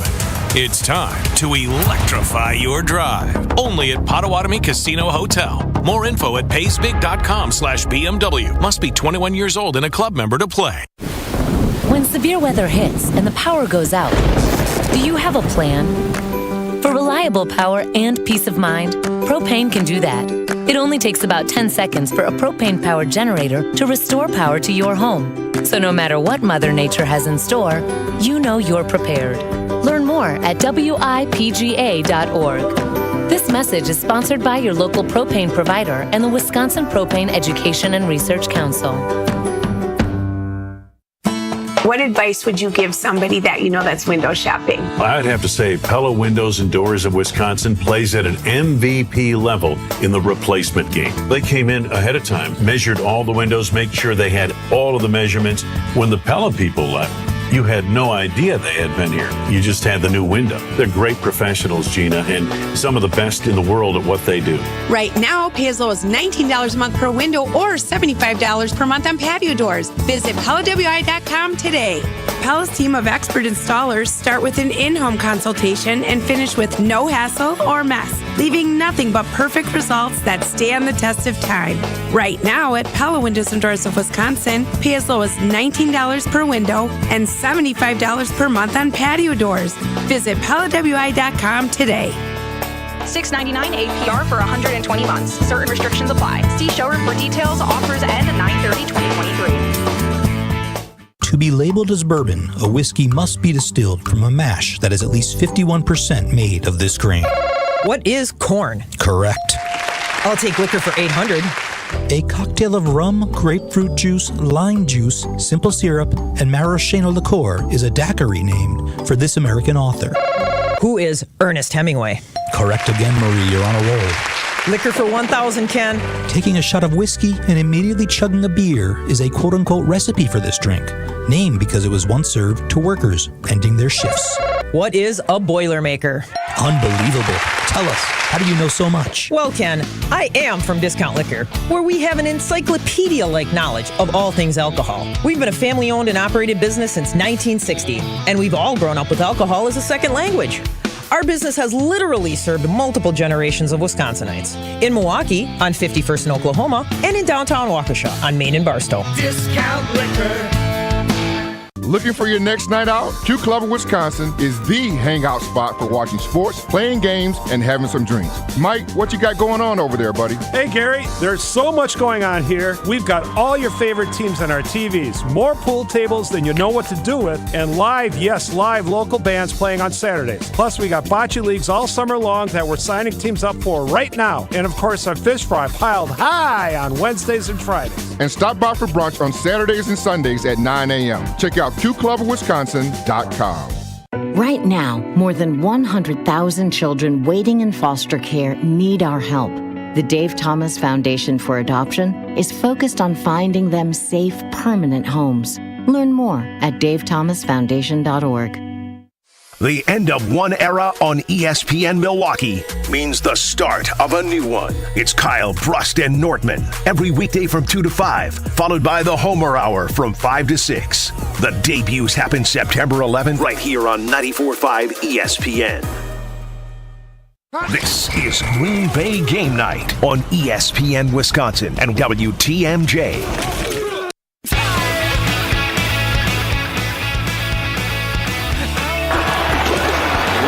Look at the throw, save far side, it is caught for the touchdown. Romeo Dobbs, number 2.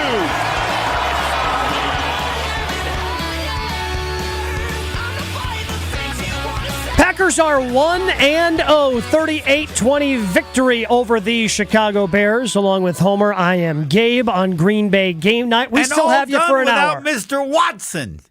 That hasn't been mentioned at all. No. And again, the just the way they spread the ball around. 15 completions for Jordan Love, 2 catches for Aaron Jones, 3 for Musgrave, 2 for Reed, 4 for Dobbs, 2 for Toure, and 2 for A.J. Dillon. Like, you just spread it around with no Christian Watson. And look, I'm hoping Watson's able to go next week. Have no idea how close he is or isn't. You hope that Romeo Dobbs is able to go. But, I mean, they spread the ball around and were able to scheme for guys to get open. And Jordan Love did a great job. Again, third down. 7 of 9, 129 yards, 2 touchdowns. Is this reinforcement that there were people open and that Rodgers just wouldn't throw it to him? I don't think so. I think they were running something a little different. And again, like the Bears, I think really struggled today. So because there were people open the years he was MVP. Okay. Last year there wasn't, and I think they just kind of went back to more of the stagnant stuff that Rodgers got mad at McCarthy for running. It just seemed like, and again, where you're just the 3 wides, you're not changing personnel. But they did it based on the premise it was the best option. I mean, it's not, LaFleur doesn't all of a sudden become stupid. No, but it was a hybrid of Aaron Rodgers, and it always was this way, a hybrid of things that Aaron Rodgers liked and Matt LaFleur liked. But because they thought it would work better. Yes, because of Aaron Rodgers, and you have to try to take advantage of his strengths. But last year, they just didn't. Like, if they would have run this offense as it's designed, the way we see San Francisco and Los Angeles run it, right? They probably would have been a little bit better last year based on the personnel. Now, with the freedom that Aaron Rodgers had with Devontae Adams, yeah, you don't want to be, hey, these are the plays, you can check to, and we saw it a couple of times today, you get to the line of scrimmage, because there's different audibles you can call off of that. But when Aaron Rodgers has the chemistry with the best receiver in the NFL, if they look at each other and they know the route that Devontae Adams is now going to change to, you got to take advantage of that too. Because Devontae Adams was that good. They didn't have anybody that good last year. They probably should have reverted back to maybe more of the LaFleur stuff. All right. It amazed me that people weren't open, and then today, people are open. Yeah. I mean, open. And part of it is he had plenty of time. Correct. He was only sacked once. I mean, those third down plays, he was 7 of 9, 129 yards, 2 TDs. I mean, how many times was he taking 5-step drops, had a chance to kind of hitch, and then get rid of it because it was a longer developing play and Reed was running the dig route or whoever happened to be running a dig route, over the middle of the field. They protected him well, and that's what allowed those guys, I think, to get open. 800-990-3776 is the Botobox Wine Line. We go to Ed in Virginia. Ed, you're on Green Bay Game Night. Hello, gentlemen. I am super happy for Matt LaFleur. So I think the narrative is going to gain some strength of what's it going to be like to run your offense now that Aaron isn't there. I don't know how true it is, but I certainly think that he went in there and showed what he can do and prepare a team to really just look good on the first day of the season. And, over the years, he's been kind of quiet. He doesn't show Aaron up. He's never, really taken the bait of that question either about, the offense. And I think he's gotten some flack for that, and people kind of want him to be more temperamental, but I think he's just a gentleman there on the sidelines, and I'm really happy for him. And there's 2 other things I want to say. One is, if this keeps up, I think people are going to start to believe that there was some kind of conspiracy that everyone just agreed to kind of suck to get rid of Aaron Rodgers. And second of all, hold on, wait a minute. The premise that they all Ed, you've got to expound. Do really well last year, so they get rid of Aaron Rodgers. Right, that's why he kept Barry, because he knew he could actually put together a decent defense, but they kind of just decided to suck all year, so that eventually Aaron would just have to go. Do you really think that? I don't believe that, but no, I don't. But I think that's going to, people are going to start to say, well, why couldn't they play this way last year with Aaron? But second of all, something happened to me that made me kind of feel sort of like an existential crisis. I started to feel sad and sorry for Bears fans and the Bears too. I had hated them my whole life. And then it was somewhere in the third quarter, and I just started to feel this is this quarterback's first real game as the starting quarterback. He's just making you guys look awful. You guys just look terrible. I felt like I felt like, and this is like sort of a Mark Tausch analogy, like there was a bully in high school and just he was really mean. You go back 20 years later and you make some fun of him or something, you run into him, and then you find out he's just really, really pathetic. And then you just feel really sad for the fact that you've kind of disliked the person all those years and you held this grudge. I don't feel that way about Bears fans. No, don't feel sad even a little bit. Not even a little bit. Especially because we ended this show last year with quite possibly the most famous Bears fan out there today in Big Cat from Barstool Sports calling us. And he was a great, he was a good, sport and all that when he called us last year. But he rubbed our faces in it that the Packers lost to the Lions. By the way, Gabe, ESPN Milwaukee has reached out to Big Cat, and no word yet. No word yet from Big Cat. He wasn't ready to come on after the Bears terrible. Lost today. Gabe, I think you should do some soul searching on that one and see if you have a heart, because there are sort of like these pathetic people that you do need to feel sorry for. They don't necessarily know that. I get the idea that they would say something like you would try to do something for them, and they'd say, "I don't need your pity," but then you just think, yeah, you do need my pity, man. It's so sad. You guys are so bad, and you're just going to be so bad. No, I refuse. In life in general, Ed, yes, you started touching on some actual serious things there with bullying and kids in high school and all that. But when it comes to this particular instance, and Chicago Bear fans, zero pity coming from me. Homer, what about you? It's always been incredibly irrelevant to me because I thought it was horrific when the Bears were terrible and the Packers were terrible, yet winning the series kind of meant something. No, you have two terrible teams. Wisconsin and Marquette were that way in basketball during a stretch of the great Steve Yoder, Bob Duquette. Oh, yeah, but we beat. Doesn't matter. Both programs stink. And when you're good, I mean, the rivalry exists when both teams are good. Otherwise, it's just irrelevant and somebody lives right near the border. But the Vikings became a bigger rivalry because so many of the games were important. The Packers are just beating up on the Bears. It's 9 games in a row. This was the first time the Packers haven't been favored, and they were only like a 1-point underdog. So I don't feel any better because it was beating the Bears other than a division. I mean, it's just irrelevant to me, and it's the discussion people have when your team is bad. At least we beat the Bears. If we only going to win 2 games, I just want it to be against the Bears. That's the most pathetic thing in the history of the world. Because in Brett Favre's last year, the Packers went 13-3. Right. You know who 2 of those losses were against? The Bears. The Bears beat the Packers twice that year. Who cares? Packers went 13-3. Right. They were in the playoffs. The Bears were not. Right, and so you can observe and say why they have their problems, they get and all that kind of stuff, but it just doesn't make any difference to me at all. We appreciate the call. I'm soft-hearted, I guess. Yeah. Yes, that could be it. Well, Good Ed, for you. Ed, you're in Virginia, and Virginia's for lovers. Everybody knows that. That's correct. So the soft hearts from Ed in Virginia. Nate in Madison is up next, 800-990-3776. Nate, you're on Green Bay Game Night with Homer and Gabe.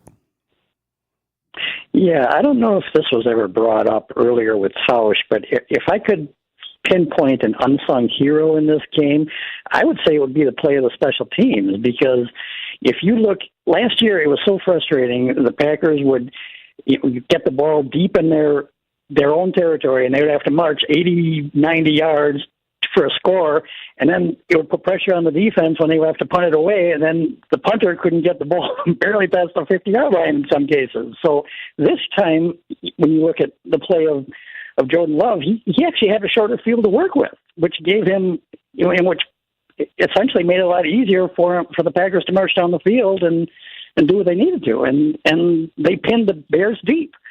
And I hope that continues, because it looks like they have a revamped special teams unit this year. So thanks for taking my call. You guys have a great show. Yeah, appreciate it, Nate. And that's, again, just the continued development of Rich Bisaccia. I know there are people who are going, oh, they're taking Keyshawn Nixon off a punt return? Why would they do that?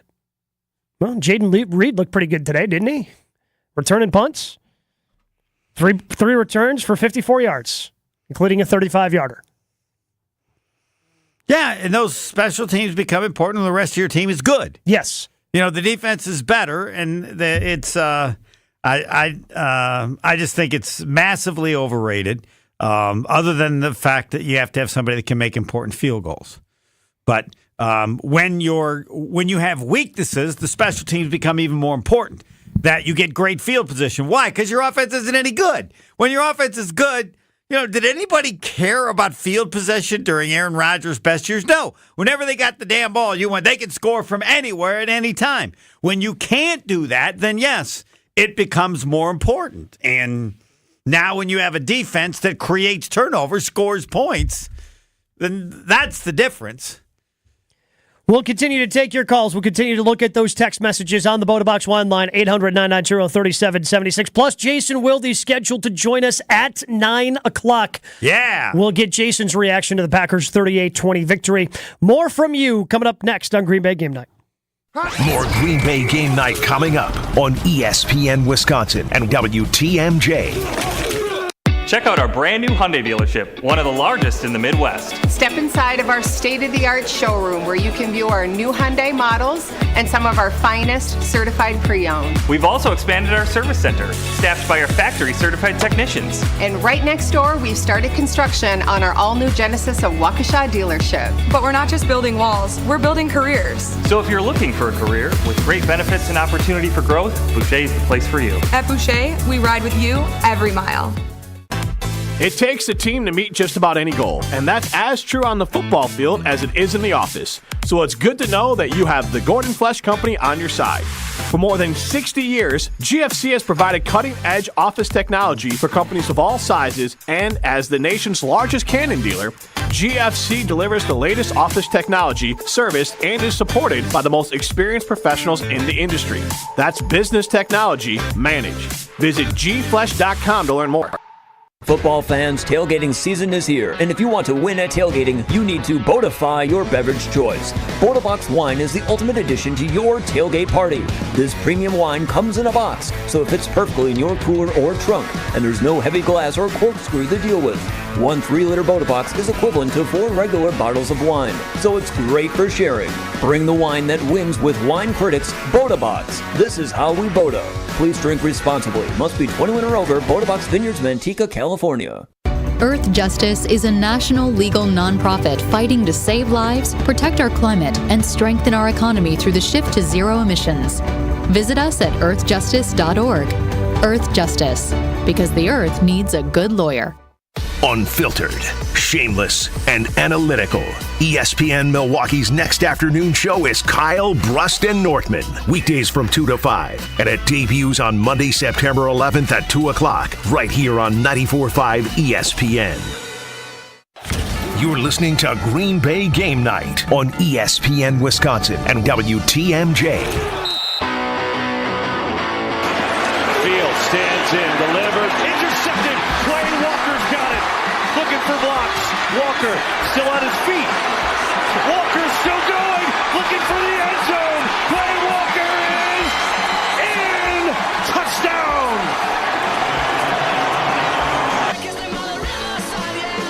Unfortunately, after that, Quay Walker suffered a head injury, had to go into the locker room after the game. Did not finish the game. Again, the way they kind of do it in the NFL now, they just say head injury. They avoid using the word concussion until maybe a day or two after to kind of confirm whether or not that player had a concussion as they're being evaluated. That's certainly another injury. Going to be keeping an eye on as the week goes along. Same thing with the hamstring from Aaron Jones, although Jones did tell reporters after the game that he's pulled his hamstring before. He used the word bite. He felt a bite in his hamstring, said it didn't feel as bad. So he felt pretty, and said if he needed to finish the game, he would have been able to finish the game. But the score kind of dictated them not using Aaron Jones for the remainder of today's game. Yeah, you said earlier, and I think hamstrings are just always worse. They just are. Mm-hmm. And again, when you're playing in an NFL game, there's a lot of adrenaline that goes into that. Well, no, I mean, Watson's a great example. Like, when, what, how long's he been out? What actually, you don't know too much, but you didn't feel that it was that serious, and yet he's just not playing. Yeah, missed a game. Who knows if he's going to be available next week? Right. Don't know. Just don't know. And with Romeo Doubs, I mean, Doubs didn't play in the final preseason game 3 weeks ago. was limited today in what he could do as they try to ease him back in. Don't know if he's going to be able to go full go next week. Have to wait throughout the week of practice to continue to see if he gets healthier. 800-990-3776 is the BotaBox Wine line. Let's go out to Joseph in Madison. Joseph, you're up next on Green Bay Game Night with Homer and Gabe. Hey, just wanted to say thanks for taking my call. I looking at this Packers schedule, I don't see a lot of games that I go into thinking, oh, the Packers are going to just, fall flat on their face. Like, they've got Atlanta next week, should be a winnable game. New Orleans, Detroit kind of scares me. But, looking at the schedule, it looks like the Packers could win 9 to 11 games. And, if Jordan Love continues to play like this, albeit the Bears aren't very good, they aren't, a run-of-the-mill top-flight team. But if Jordan Love can just show a fraction of what he did against teams like they've got the Chargers and the Chiefs on the Lions on the schedule, if he can show just a fraction of that, I think this team, watch out as a dark horse NFC championship contender. A dark horse contender. I'm not sure exactly what that means. I look, today was fantastic. Yep. It's tremendous. Played like a playoff team today.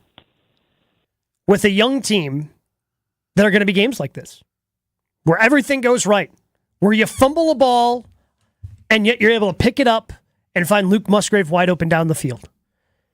There are going to be games this year where it looks like nothing could go right. That could be next week against the Falcons, who looked a little bit improved today, and that's not an easy place to play, go playing in a dome. Maybe it happens against, the Chargers or the Chiefs, a team that you're not expecting them to beat. Maybe they beat one of those teams and lose to it. With the young team, everything is on the table. They were ready to play today. And yes, if they are able to find that consistency, then what Joseph just said could possibly be true. But with young teams, that's always the tough part, is finding that consistency, is being able to hit that consistent and be able to repeat it. It's really hard for young players to do that. Yeah, so you look at this. So now you have at Chicago, at Atlanta, New Orleans, the Lions. So what do you think they'll be after 4 games? And that's what it comes down to is, and then every game is winnable, but every game is losable. Yes. So they got to figure out, they just got to be able to do what they did, to me, 8 more times. I think if they win 9 games, I would say I would think they probably would make the playoffs. Or in the NFC, yeah. 9 wins could be enough. And in the division. You need 10. I think you'd probably need 10 to win the division. I was impressed with. Right. I think Detroit's different. And everybody wants to take. The Kelsey was out and Jones isn't signed for the Chiefs. Sure, but I've been watching the Lions for how many years? Right. They figured out a way to win. Yeah, and yes, every Detroit team I swear I've ever figured watched out a way to lose. Correct. They found a way to win that game on the road to open up the season in one of the, if not the hardest place to play in the NFL. And that's impressive. That earns a tip of the cap, right? So I think there's something different about this Detroit team. And I think they get to 10 wins. So I think you're going to need 10 to win the division. I'll buy that. But yeah, the Packers got one playoff-like team performance. Yep. Not just winning, but the way they won. And you said it. You don't win that many games by that many points. That's why point differential has been talked about for so long as being so huge. And that's why there are people that made, I want to say, hundreds of thousands of dollars betting against the Vikings when they were in the playoffs. Oh, yeah. You can't have a point differential like that and expect to win in the playoffs. It was a negative point differential. Correct. Despite being 13-4. So to win 38-20 is huge. It's huge. And even if the Bears are the worst team in the NFL again, they end up with the number 1 overall pick. How many times are they losing by 18 points this year? Right. Probably not much. So you got to find, and they're going to have to have a few wins when they play badly to get up to 9 or 10. But this will be the week of Packers playoff team. Certainly everybody's going to want to talk about it. We want to continue to talk about it with you. 800-990-3776 is the Boda Box wine line. More of your calls and texts as the Packers beat the Bears 38-20 coming up next on Green Bay Game Night. We're back with Green Bay Game Night after this on ESPN Wisconsin and WTMJ. For kids at the Salvation Army, a meal isn't just a meal. It's fuel for imagination, determination, and dreams. It's energy to be role models, change makers, and to just be kids. With your gift to the Salvation Army, a full meal is provided to a child, which leads to a full heart, a full night's sleep, and a future full of possibilities. Donate to the Salvation Army today, and you'll show local kids love beyond hunger at samilwaukee.org. That's samilwaukee.org. Hey, it's ESPN Wisconsin's Ben Brust. Men can be their own worst critics, especially as we get older and compare our current self to the younger version. The experts at Forward Healthy Lifestyles in Germantown help men with testosterone optimization, regenerative medicines, heart health screenings, weight loss, and yes, sexual enhancement services. Forward Healthy Lifestyles can offer regained energy and endurance, more muscle and tone, enhanced performance, joint therapies, and more. Change your life and stop comparing who you are now to who you used to be. Visit forwardhealthylifestyles.com for a free consultation. The simple click of a seatbelt can mean the difference between life and death. But don't just take it from me. As a nurse for the last 34 years, I've seen way too many people seriously hurt in crashes because they weren't wearing a seatbelt. Please protect yourself. Spare your family and emergency responders from needless trauma. Buckle up. Every seat, every trip, every time. A life-saving message sponsored by the U.S. and Wisconsin DOTs. Hi everyone, John Miller here from PDS, a Converge company. PDS has been providing technology solutions and transforming IT for area companies for over 30 years. Today, we are helping organizations integrate digital workplace strategies that are giving today's worker the true ability to work from anywhere as they balance work and life both securely and productively. And as HP's largest partner in the area, our combined solutions have never been more important. If you're struggling with this, know we stand ready to help. From ideation to transformation, we can help you evolve your work from anywhere strategy. Learn more at pdsit.net. A bank that goes the extra yard? You got it. Show your love for the green and gold with Packers checking only from Associated Bank. Make every transaction a touchdown with your Packers debit MasterCard. And when you use it at the Packers Pro Shop, at the stadium, or online, you'll get 10% off. Associated Bank's Packers checking scores the home field advantage by delivering Midwest-based customer care, outstanding value, and more. Get in the game and learn more today at associatedbank.com/Packers. Member FDIC. WTMJ's Vince Vitrano here. A couple years ago, my knee was acting up. As an athlete, I've played through pain before, but it was getting to the point where I couldn't compete in the sports I loved. I decided to check out Orthopedic Associates of Wisconsin. It's the best decision I've made. I felt no pressure to have surgery. That was important to me. We had choices. I ultimately did choose to have a procedure. I was in and out in just hours and back in action shortly after. I recommend meeting their doctors. Visit orthowisconsin.com today. Brian, why are you stacking books on the floor? I want to stand while I work. Standing desks are all the rage these days. Well, it's a good thing that these desks move up and down. You did know that, right? What? They do? Yeah, we're not messing around here. This is great. Now, only if I had a chair to swivel around in. Do you just not pay attention to everybody else's desks? Well, no wonder I'm not getting much done these days. Coakley Brothers and Brothers Interiors, the official moving and furniture provider of GKB Milwaukee.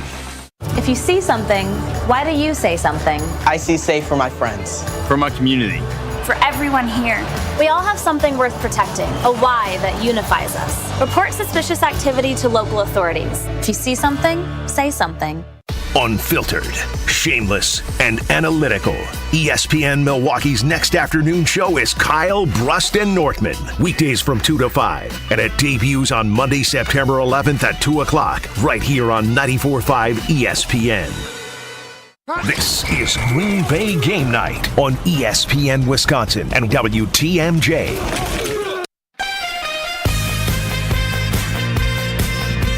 The Botobox wine line is 800-990-3776. Kevin in Washington asking, when will Wilde call in? You only have to wait about 9 more minutes. We're going to hear Jason Wilde coming up at 9 o'clock as he will give his analysis of the Packers defeating the Chicago Bears by the final of 38-20. Packers score 28 points in the second half. And that was one of the more impressive things about today, to me, Homer, was you get into the fourth quarter, and with a young team, all right, now we get to find out a little bit more. We get to the fourth quarter. Yeah, the Packers are up, but the Bears just marched down. Packers had a couple of stupid penalties that assisted them in a touchdown drive. 6 plays, 65 yards to make it 24-14. And it was a game on. Mm-hmm. And what do the Packers do? Well, they get great field position because of a face mask penalty on a Keyshawn Nixon return. 5 plays, 61 yards. 5 plays, 61 yards for a touchdown. And they had a third and 8. Put the game away. Yep. Had a 3rd and 8, and that's where Jalen Reed had an 18-yard reception. And then they had the deep pass to Luke Musgrave. Right. And then they hit Romeo Doubs. But, I mean, they don't connect the 3rd and 8. And I don't know what they said that Jordan Love, I looked, was that second half that he was so good on 3rd down? Because I swear in the first half he didn't. I mean, and for the game, he was 7 of 9 on 3rd down for 129 yards and 2 touchdowns. Wow. We'll have to look. Because so their first 3 and out, he completed a pass because he was 3rd and 15. They played soft coverage, so he completed one to Musgrave for 9 yards. Second 3 and out was one of his incompletions on 3rd down. And then he had a scramble on a 3rd down that ultimately then they decided to punt it away.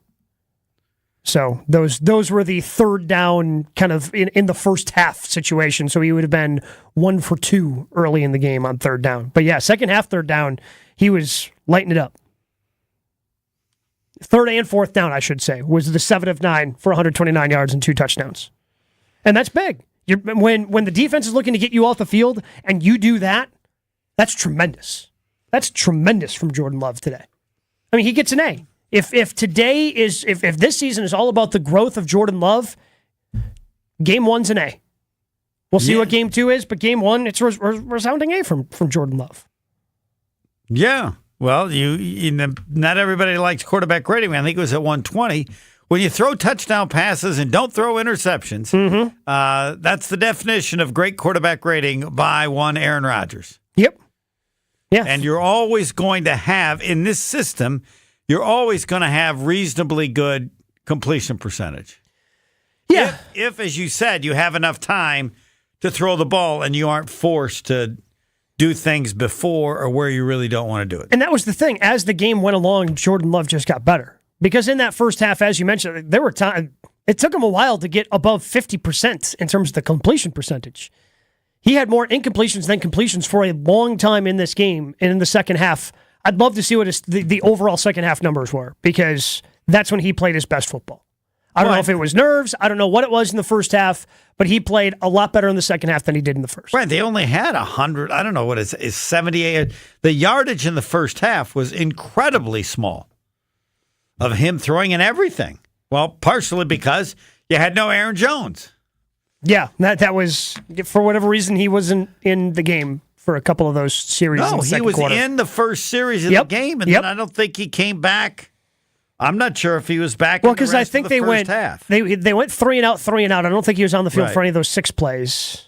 Then maybe he got back out there. It wasn't few and far between, certainly, for Aaron Jones in that first half. Didn't matter, though, because he had a strong second half, tweaked his hamstring, said that, though, if he had to go back into the game, he would have been able to, but the score dictated that he did not have to play as the Packers blow out the Bears 38-20. Get to and from every home game in Green Bay this football season safely. Milwaukee Broadhouse, Jack's American Pub, and Wenatchee Golf Course all offer transportation on game days. They've got bus services with private restrooms and all-you-can-drink packages. Book your round-trip ride from any of these locations and get complimentary access to an all-you-can-eat and drink tailgate at the bar on Holmgren Way. Make your game day experience a VIP experience with your official ride to Green Bay with Herd Hospitality. Jason Wilde will break down the game for us as he joins us next on Green Bay Game Night. We're back with Green Bay Game Night after this on ESPN Wisconsin and WTMJ. Get your game on at the Island Resort and Casino with first-round picks of your favorite slots and table games. Bring friends and watch your favorite team compete on big screens. Grab game day eats in T. McSee's Sports Bar. Or celebrate your team's victory in Horizon's Steakhouse. To book your game time at the Island Resort and Casino, call 800-682-6040 today. How much does it cost to talk to Gruber Law Offices after a serious crash? It's free. Yes, free. As in it won't cost you anything to speak with us. Not sure if you have a case? Call our team at Gruber Law Offices today. Your first call and your first consultation are always free. And you'll never pay us a fee until we win your case. If you've been seriously injured, call Gruber Law Offices. One call, that's all. This is Matt Meitner, owner of Sit Means Sit Dog Training. Do you find yourself talking to your dog but feel like she's not listening to you? Bella, sit! Are you constantly repeating yourself but she's not following your directions? Sit! Sit! Frustrating, isn't it? At Sit Means Sit Dog Training, we want to help you have a happy, confident, and obedient dog, and we also want to make the training process an enjoyable and worthwhile experience. Contact Sit Means Sit today to schedule a free consultation so we can create a customized training program so you are able to have the dog you want and deserve. Sit Means Sit Dog Training. Sorry, we don't train husbands, wives, or kids. Football fans, tailgating season is here, and if you want to win at tailgating, you need to Bodify your beverage choice. Box wine is the ultimate addition to your tailgate party. This premium wine comes in a box, so it fits perfectly in your cooler or trunk, and there's no heavy glass or corkscrew to deal with. One 3-liter Box is equivalent to 4 regular bottles of wine, so it's great for sharing. Bring the wine that wins with wine critics, Box. This is how we Boda. Please drink responsibly. Must be 21 or over. Box Vineyards, Manteca, California. Hi, it's John Reitz from Great Midwest Bank, and you gotta love finding change in the junk drawer, or even better, a 20 in your laundry or pants pocket, right? But the best source of extra cash may be in the walls of your home. All right, wait. Now, put down the sledgehammer and tap into the value of your house by setting up a home equity line of credit and experience a state of tranquility, knowing funds are there when you need them. Get started at greatmidwestbank.com. Great Midwest Bank, your simply local equal housing lender. It's ESPN Wisconsin's Ben Brust for Road America, where vintage racing lives on. Experience the sights, sounds, and smells from motorsport's pioneering age in historic Elkhart Lake, Wisconsin. Road America's 2023 season offers numerous opportunities to watch vintage race cars take on the iconic 4-mile road course. The Aaron's Art of Wheels Vintage Weekend wraps up the 2023 Road America race season September 15th through the 17th. Get your tickets today at roadamerica.com. Road America, America's national park of speed. Kevin Moret here from Mentality Men's Health. Guys, did you know that the stored belly fat reduces your free testosterone? The more the belly grows, the harder it is to drop, mostly because of the decrease in free T. It's a vicious cycle that men are losing, and unfortunately, everyone can see it. Mentality breaks that cycle with semaglutide, an industry-changing weight loss medication that can help you lose up to 15% of your body weight while preserving your testosterone. Join our over 20,000 clients to look and feel the way you deserve. In Milwaukee, go to lowtusa.com. That's lowtusa.com. Earth Justice is a national legal nonprofit defending the environment and people's health. Until justice stands for all, our lawyers will never rest. More at earthjustice.org/neverrest. Earth Justice, because the earth needs a good lawyer. Unfiltered, shameless, and analytical. ESPN Milwaukee's next afternoon show is Kyle, Brust, and Northman. Weekdays from 2 to 5. And it debuts on Monday, September 11th at 2 o'clock. Right here on 94.5 ESPN. You're listening to Green Bay Game Night on ESPN Wisconsin and WTMJ. Just let me cry a little bit longer.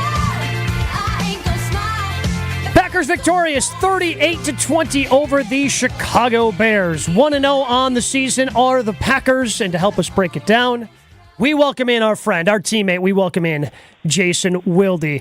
Good evening, Jason. Good evening, guys. How are you?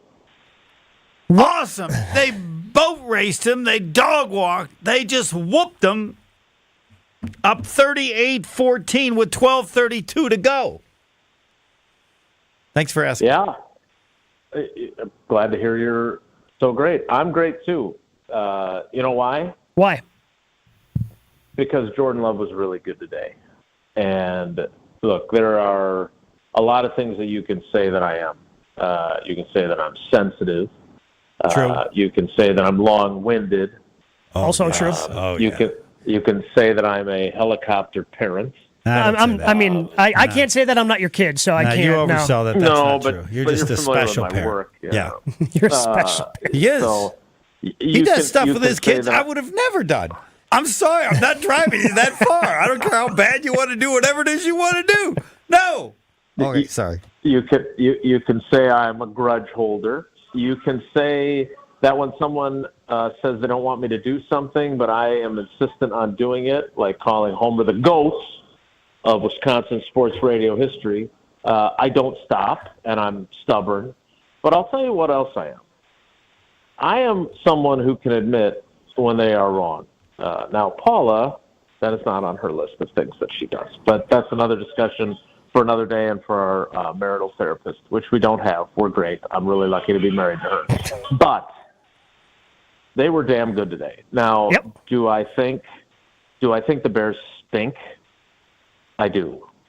The difference between Jordan Love and Justin Fields, even though Justin Fields has started a heck of a lot more games at this point after coming into the league a year later than Love, the field tilted in the Packers' favor. There's no doubt about it. Do I think that there will be more difficult times ahead, and I'm not willing to abandon the idea that there are going to be growing pains and disappointing losses? No, I'm not going to stop saying that. He's going to have some tough times. Today was not one of them. He was fantastic.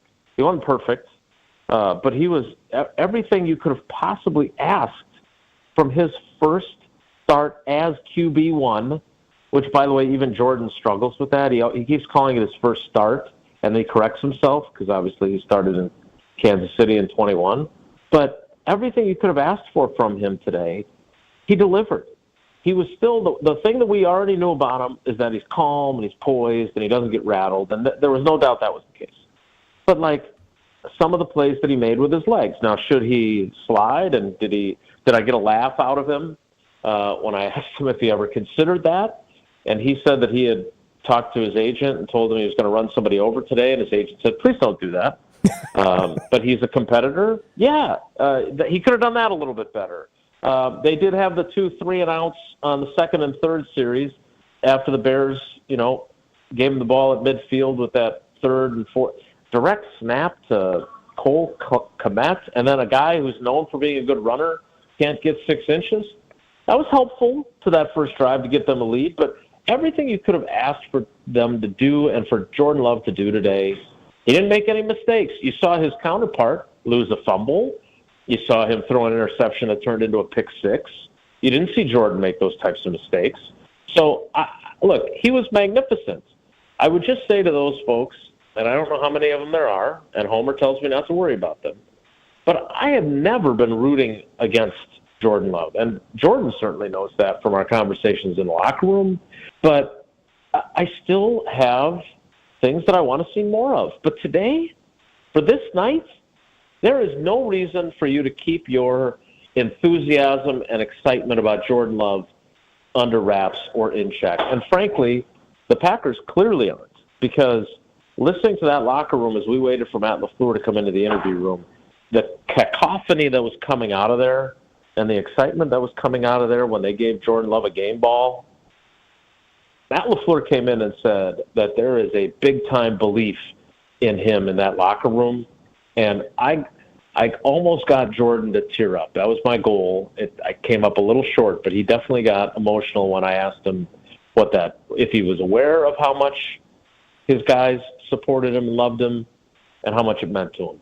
And so this was a dream start to the Love era. There are going to be some struggles, but for tonight, enjoy every last drop of it. On the injury front, Jason, Quay Walker left the game with a head injury after that pick 6 that you mentioned. What is the concern level for him? And I know Aaron Jones after the game said, well, if I had to go back in, I could have, because it was more of a bite. And he's pulled his hamstring before, but this was just more of a bite at his hamstring. And he feels like he could have played. But is there any concern that after the adrenaline of the game wears off, that he may end up missing a game or two? We're not that far down the road on how much time he might miss, but you're 1,000% right. That's what players do, and that's especially what Aaron Jones does. Like, he would have gone back in. I mean, there's no doubt about it, he would have. But seeing him grabbing at his hamstring, that was more than a cramp. Now, whether or not it is just what did he call it, a bite? Mm-hmm. That's great if it is, because he turned on the Jets on that fourth down play. I mean, nobody even touched him after he caught it. It was really impressive, and he is an underappreciated player. There's just no doubt about it in my mind. In the Packers' annals, he is way less appreciated than he absolutely should be. So I do think that there's some concern. Players always, when they're riding on adrenaline, talk that way. So let's wait and see what the week brings with him. Quay Walker, man, it's funny, the angle that we have in this poorly positioned press box at Soldier Field, where that's the corner of the end zone where I'm sitting, and I saw him coming to the pylon, and I saw him get walloped, and then I saw everyone celebrating around him, and I swear they didn't realize that they were essentially holding him up while they were hugging him and tapping him on the helmet, because he got hit really hard, and you could see him come over to LaFleur on the sideline, and he was groggy, and LaFleur kind of gave him a hug and congratulated him, and then at some point I think they realized, hey, he took a really hard hit. So, I'm guessing he will be diagnosed with a concussion. They did not.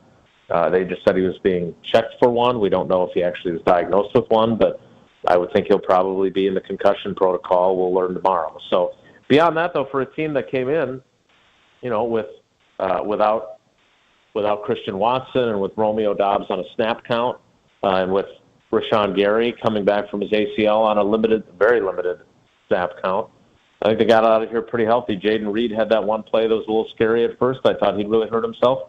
Turns out he just had a cramp, and he was there to cover the onside kick at the end of the game.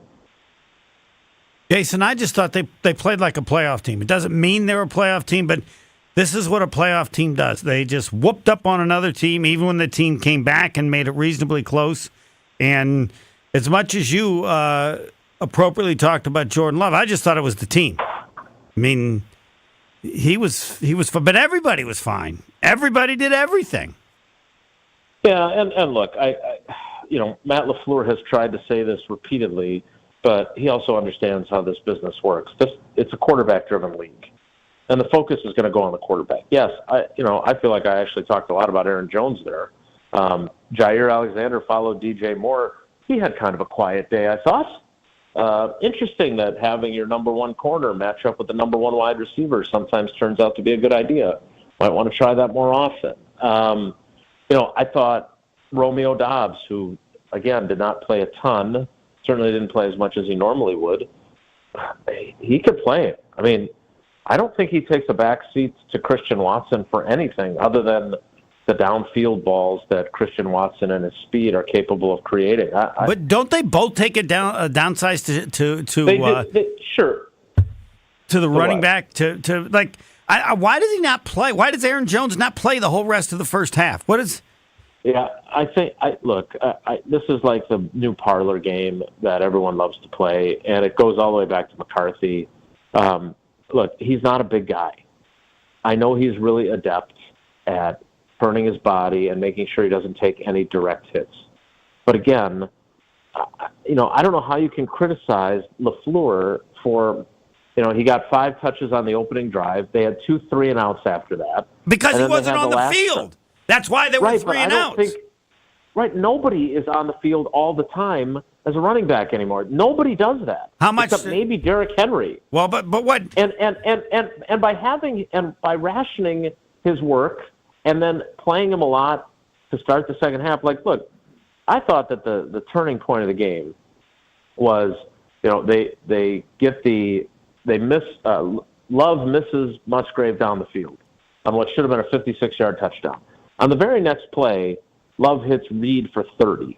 Like, that was one opportunity for Love to have made a mistake or having failed on a play and then have it snowball into another mistake. And instead, the very next play, boom, right? So that was huge. they get a field goal. They know they're getting the ball to start the second half. And then for them to do what they did on that opening drive of the second half to go up 17-6, I thought was huge. And you saw the key components of what Aaron Jones does with the ball in his hands. He had the 51-yard play on the well-blocked throwback screen, and then he had the touchdown on the choice route where he ran away from everybody. Well, I guess I understand, we want to be process-based, not results-based, but he had 127 yards. He made two of the biggest plays in the game. He scored 2 touchdowns. But you also don't want him running some of the plays that you run with your big bowling ball running back, because if you want somebody to be getting hit hard by the defense, no offense, A.J. Dillon, but you're the one that I want getting hit. So I know there are people that have a problem with him not being on the field for 60 snaps a game, but I just don't think that that's in his best interest. He's a 5'9", 200-pound dude that I don't want to. I want to helicopter my running back. I want to make sure that I have him as much as I can while also being smart about how much I put him out there. I don't have a problem with what LaFleur did. Jason, we appreciate the time. Look forward to hearing more of what you had to say about tonight's game, a Packers 38-20 victory, tomorrow on Wilde and Tausch, which begins at 9 a.m. on ESPN Wisconsin. All right, guys. Take care. Be good. Jason Wilde, he will join us after each and every Packers game right here on Green Bay Game and Night. defend how little they use Aaron Jones. What do you have, 15 touches or something? No, it was less than that. He only had 11. Yeah. 9 carries, 2 receptions. I don't got to run him the same plays I run Aaron Jones. Or that I run A.J. Dillon. And I'll look at other teams and how much. All right, how much does McCaffrey play? I want him playing as much as McCaffrey. Is that wrong? I don't think so. If you want to hold those two in, if you think that he holds similar company, just looking at the box score for. But yeah, they're 3 and out because he wasn't in. Then they go 3 and out. Hey, what was similar? What was similar about that? Oh, Aaron Jones wasn't in again. So again, I don't know what the snap count was for Christian McCaffrey, but he had 25 touches today. All right. Yeah. 22 catches, 3 receptions. 22 carries, 3 receptions. And I think, I'll defer to you on this. I want to have a way to look at it. Mm-hmm. Snap touches seems to be, or snaps that you're in there, that seems to be an important part too. Yeah. So how many, and then what percentage? It makes no sense to have him on the field and not use him. And you brought it up, and it's accurate that there's an inconsistency. Mm-hmm. And again, some of that is lack of touches. Some of that is him just not being productive with those touches that he gets. So the Packers have gone elsewhere, whether that's Jamal Williams, whether that's A.J. Dillon in the past. And I would add, McCaffrey's hurt all the time too. Yes. Right? Mm-hmm. Does it seem to change what they do? No. Because when he's healthy, they want to use him. Yes. They're not. They weren't very careful. Again, he had 25 touches today, McCaffrey did, in a game where the Niners blew out the Steelers from... Right, and I want to from look the word at go. I want to look at the other running backs and how many touches they get. Because to me, who's ever his backup, A.J. Dillon's that person. Elijah Mitchell would be the backup running back for the San Francisco 49ers. And how many? He had 5 carries. Okay. How many? What do we have for? A.J. Dillon had 13, but again, some of that was. He had a lot of carries. I don't know how many, but he had a lot of carries after Aaron Jones was injured. The Packers were blowing out. The Packers are blowing out the Bears, so now they just want to run the ball to run out the clock. So A.J. Dillon ended up getting more carries because A. Jones was hurt, so then... Yeah, the first half is what I'd look at because he's healthy. Aaron Jones is healthy, and I don't think he was in any series other than the first one. I think he was in on the field goal series at the end of the half. You're right. Yes. Yeah. On 1st and 10, they threw to him in the flat, incomplete. But I think that's the only time he actually touched the ball. Yeah. On that last series. But at least he was in the game. I don't think he was in the game on those other series that you were. So which is referencing. worse? I will grant you this: if you're not going to use, I don't know. Maybe he's a good distraction. I don't know. If he's on the field, you can still. All right.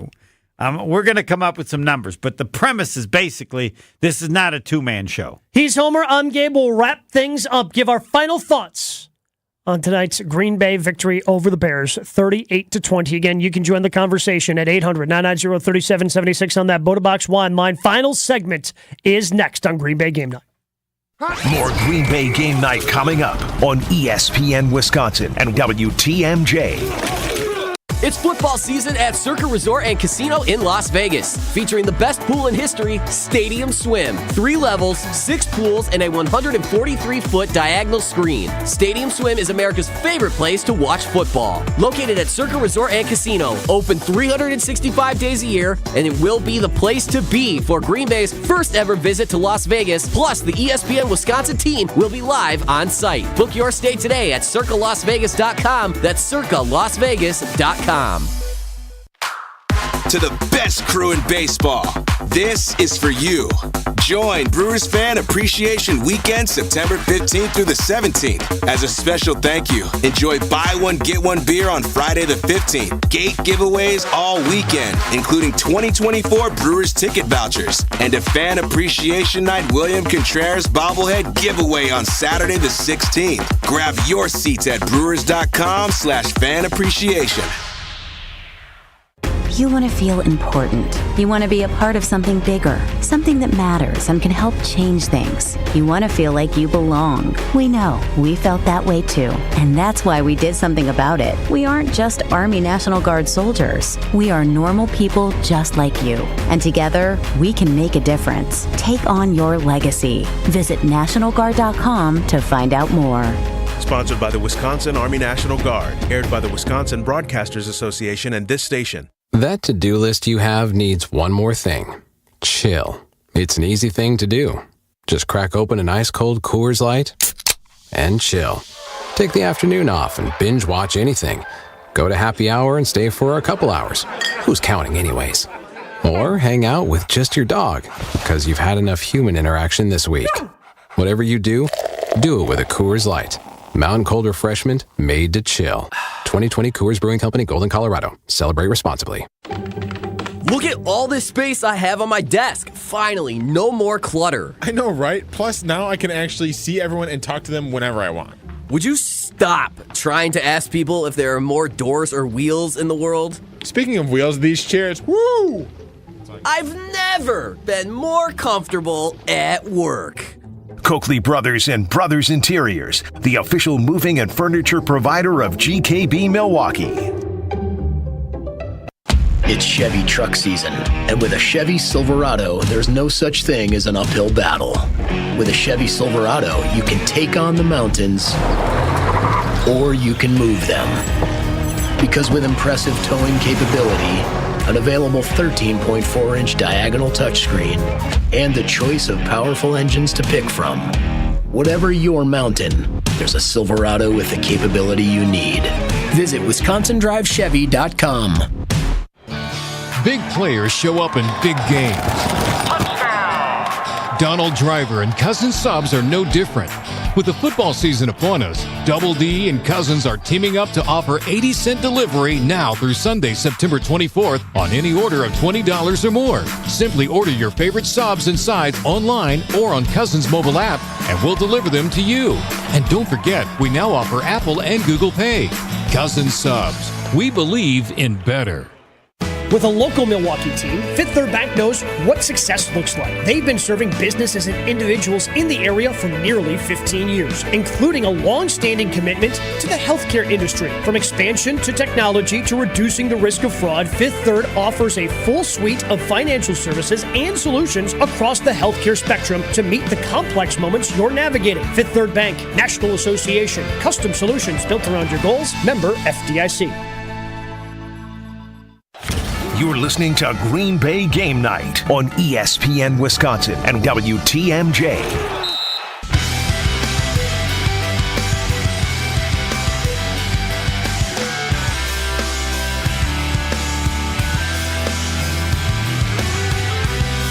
Packers are victorious over the Chicago Bears. 9 straight times the Packers have defeated the Bears. Final today, 38-20. Homer, your final thoughts on the Packers starting the season 1-0. Everything was perfect. They played like a playoff team. They whooped on a bad team like a playoff team. I still don't think they're going to make the playoffs, but that doesn't take away from what they did. So they're one step in, and then you see how many times you can do it, and all the discussion appropriately about Jordan Love. But this, to me, was the biggest win for Goody because it was putting together a football team that didn't require any amazing plays by Jordan Love. The entire team played well. The defense, you win 38-20. It wasn't that close. And the defense really only gave up 13 points. It's the stat that I want to change where you look at offensive and defensive points. Points given up. Well, you got to give defense credit for when they score, at least the touchdowns. And in reality, the defense gave up 13 points, and the offense. And you've led this, but the offense the offense has problems without Aaron Jones. Yes, without a doubt. And maybe that changes if Christian Watson's healthy next week. But A.J. Dillon, for being as big of a guy as he is. So I think of I know what you're going to say, and I want to say I agree. The biggest play of the game, one of the bigger plays of the day for Aaron Jones was 50-yard reception, which was one of my favorite plays because the way that it was designed, the way they set it up, they go play action, Love starts rolling to the left, so everybody starts going to the left, but they lead 3 offensive linemen out right and throw it back across the field to Aaron Jones on a screen pass. And he's got 3 offensive linemen out there, and he busts it loose for a 50-yard game to set up a Packers touchdown. Later in the game, they set up a screen to A.J. Dillon. I mean, it wasn't as nice of a setup, but they get a screen out on the right side to A.J. Dillon. He's got 3 blockers in front of him. I think he got 5 yards. Like, he had a wall of blockers in front of him. One defender somehow got through there and was able to bring down A.J. Dillon one-on-one. For being the big bruising back, when's the last time he, lowered the boom on someone? And was just, oh, man, I can't believe he just ran that guy over. When's the time you actually noticed his thighs having any significance? Being Quadzilla? Yes. Yes, for having such a cool nickname, it'd be cooler if he did cool stuff and on the you field. saw the play when Jones scored on like a 1-yard run because he made a move and the hole was so wide. I don't think that A.J. Dillon makes that look that easy. I know that there were stories about him, and I know Jason wrote one about running with lower pad level and doing that. Whatever it was, whatever the things he talked about being different this year versus last year, I did not see that today from A.J. Dillon. Exactly the same. Yes. We know who A.J. Dillon is, and he's a backup. I wouldn't mind seeing other guys get more opportunity. If Aaron Jones cannot go next week, and who knows, I am cautiously optimistic that he is going to be able to play next week against the Falcons because he said after the game, it's just a little bite. If I had to play, I think I could have. Again, we have to see what happens after the adrenaline wears off. They'll give him the week the way they gave Dobbs and Watson the week. I want them to sign a contract for next year. Now, with a reasonable amount of money, because the thought is he's going to leave after this year, right?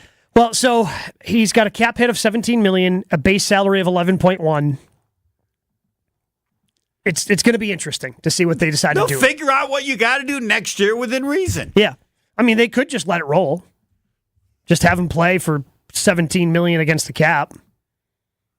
I don't think they'll do that. I doubt it. But right. But if you're Aaron Jones right now, you're not accepting any less money. Yeah, I am. Yeah, because I know what's going on in the game. Well, yeah, but right now, especially you just got hurt. Right. If the Packers offense looks like it did for more games without you, then your value goes up. Correct. So I want to emphasize to me that what had to be obvious to everybody. What was great about the offense today was Aaron Jones. Yes. 9 touches for 127 yards. Or excuse me, 11 touches for 127 And you yards. can go talk to him and say, Aaron, you need to do this 2 weeks in a row. You've given us the stat many times. It's amazing. Yeah. The number of 100-yard games, and I'm not even just talking about 100-yard rushing games, 100-yard total games where he's gone back-to-back. Almost never. Yeah, I think it's once or twice. Yes. That's it. In his entire Packers career. Right. Some of that's him. Some of that's the Packers not using him. But if he is unable to go next week, I wouldn't mind seeing Patrick Taylor getting more carries. I wouldn't mind seeing Wilson get some carries. Wilson was inactive this week, but Some of the other running backs that they have, I wouldn't mind seeing them get more touches over A.J. Dillon, because A.J. Dillon, 13 carries for 19 yards, that ain't getting it done. No. He's a backup. Yep. But even then, I think some of the other backups might deserve a little bit more of an opportunity if he continues 13 carries for 19 yards. Right. And it isn't just the yardage. We watch it and go, there's just nothing special often enough for him to be out there that long when you have somebody like Aaron Jones. Well, it just amazing. Look back in the first drive that they had in the second half. And Aaron Andrews, like, how many times of those halftime interviews have you gotten much of anything out of the halftime interviews? Aaron Andrews like, hey, is there anything wrong with Aaron Jones? Anything wrong? Why wasn't he playing? No, he's fine. We just kind of got out of rhythm, and like LaFleur didn't give a great second answer. Half, Jones for 7, Jones for 1, then Jones for 8, and then the 51 yards. And I was going to ask this when we bring it up, but so they're using DeGuara more often now in that fullback. Yeah. Because they probably don't. I mean, he's a good blocker. But I didn't sense that in those formations or whatever, that all of a sudden it was a lot better or... No, and it just gives you an opportunity to be more varied. My favorite, and I doing the project that we did this summer with the Repackables, where we went back and watched a bunch of Packer games. What I really enjoyed about that was seeing early Mike McCarthy, because you kind of forget. You just remember the old, how it ended in Green Bay and the staleness. But if you go back and watch games from 2007...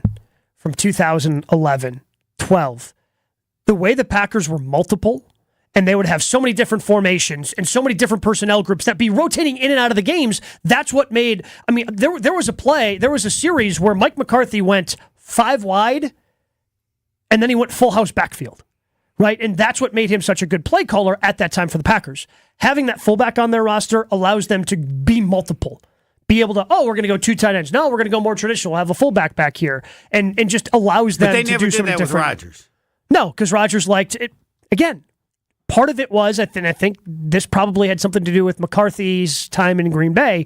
I think Rodgers just liked the stagnant 3 wide receivers, 1 tight end, 1 running back. I think that's what Rodgers liked. Okay. And that's what he wanted to run out of it. I think that's what a lot of the Packers did last year. I think they were more multiple today than they were in any other game last year. Somebody tells me people never understood. DeGuara was never a tight end and was always a fullback. And I'm like, I don't care. I don't think he's any good at anything. Yeah. Or I don't think he's special at anything. But clearly they're using him in that.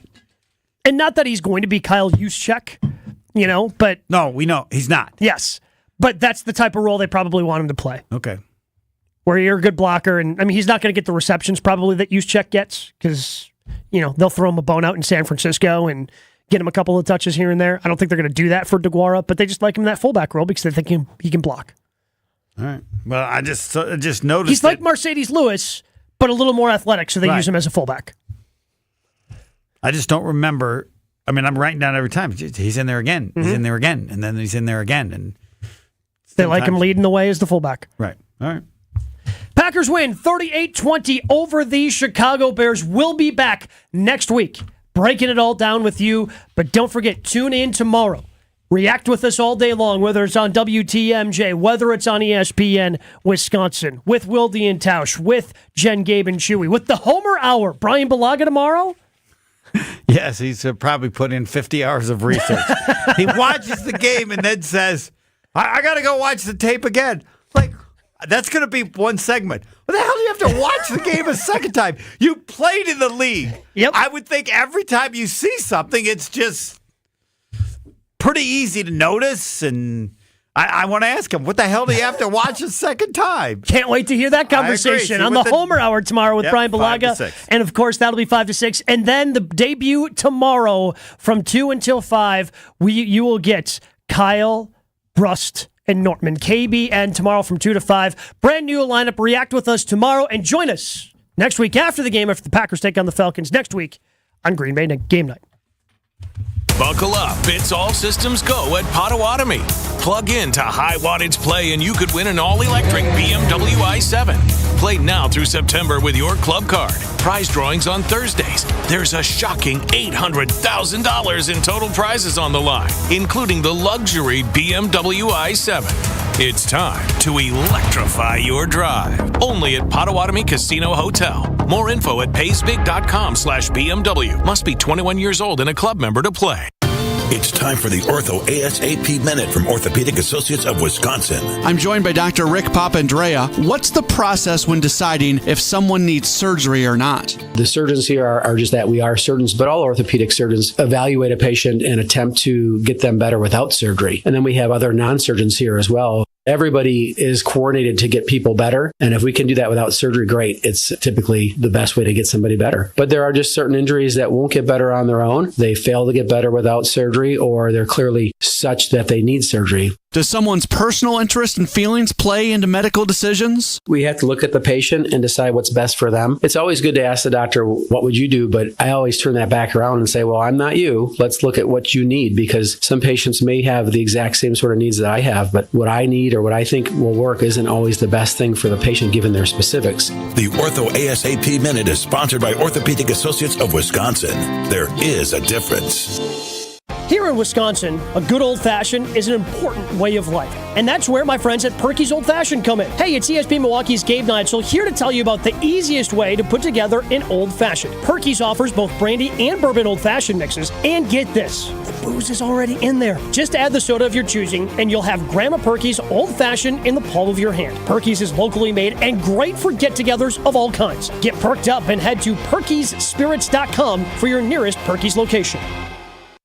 Now see your favorite 94.5 ESPN shows streaming on video. Subscribe to ESPN Milwaukee on YouTube and get notified when we hit the air live. Plus, you can watch back any second that you miss. Watch, listen, interact. ESPN Milwaukee on YouTube. He said, you are not going to resign. You're my coach. I don't care if it takes 3 years. Yeah. So, again, he believed in me. Yeah. You know, Wow. I'm telling you, this guy, if we all look back in our lives, whether it's a parent or something, you need people like that to step up. Wow, I don't know. I mean, I didn't know that story. I do know what it's like to have a relationship with a coach from my side, but I try to do that with Kerr. And I do know how meaningful that is and how damaging it can be when it's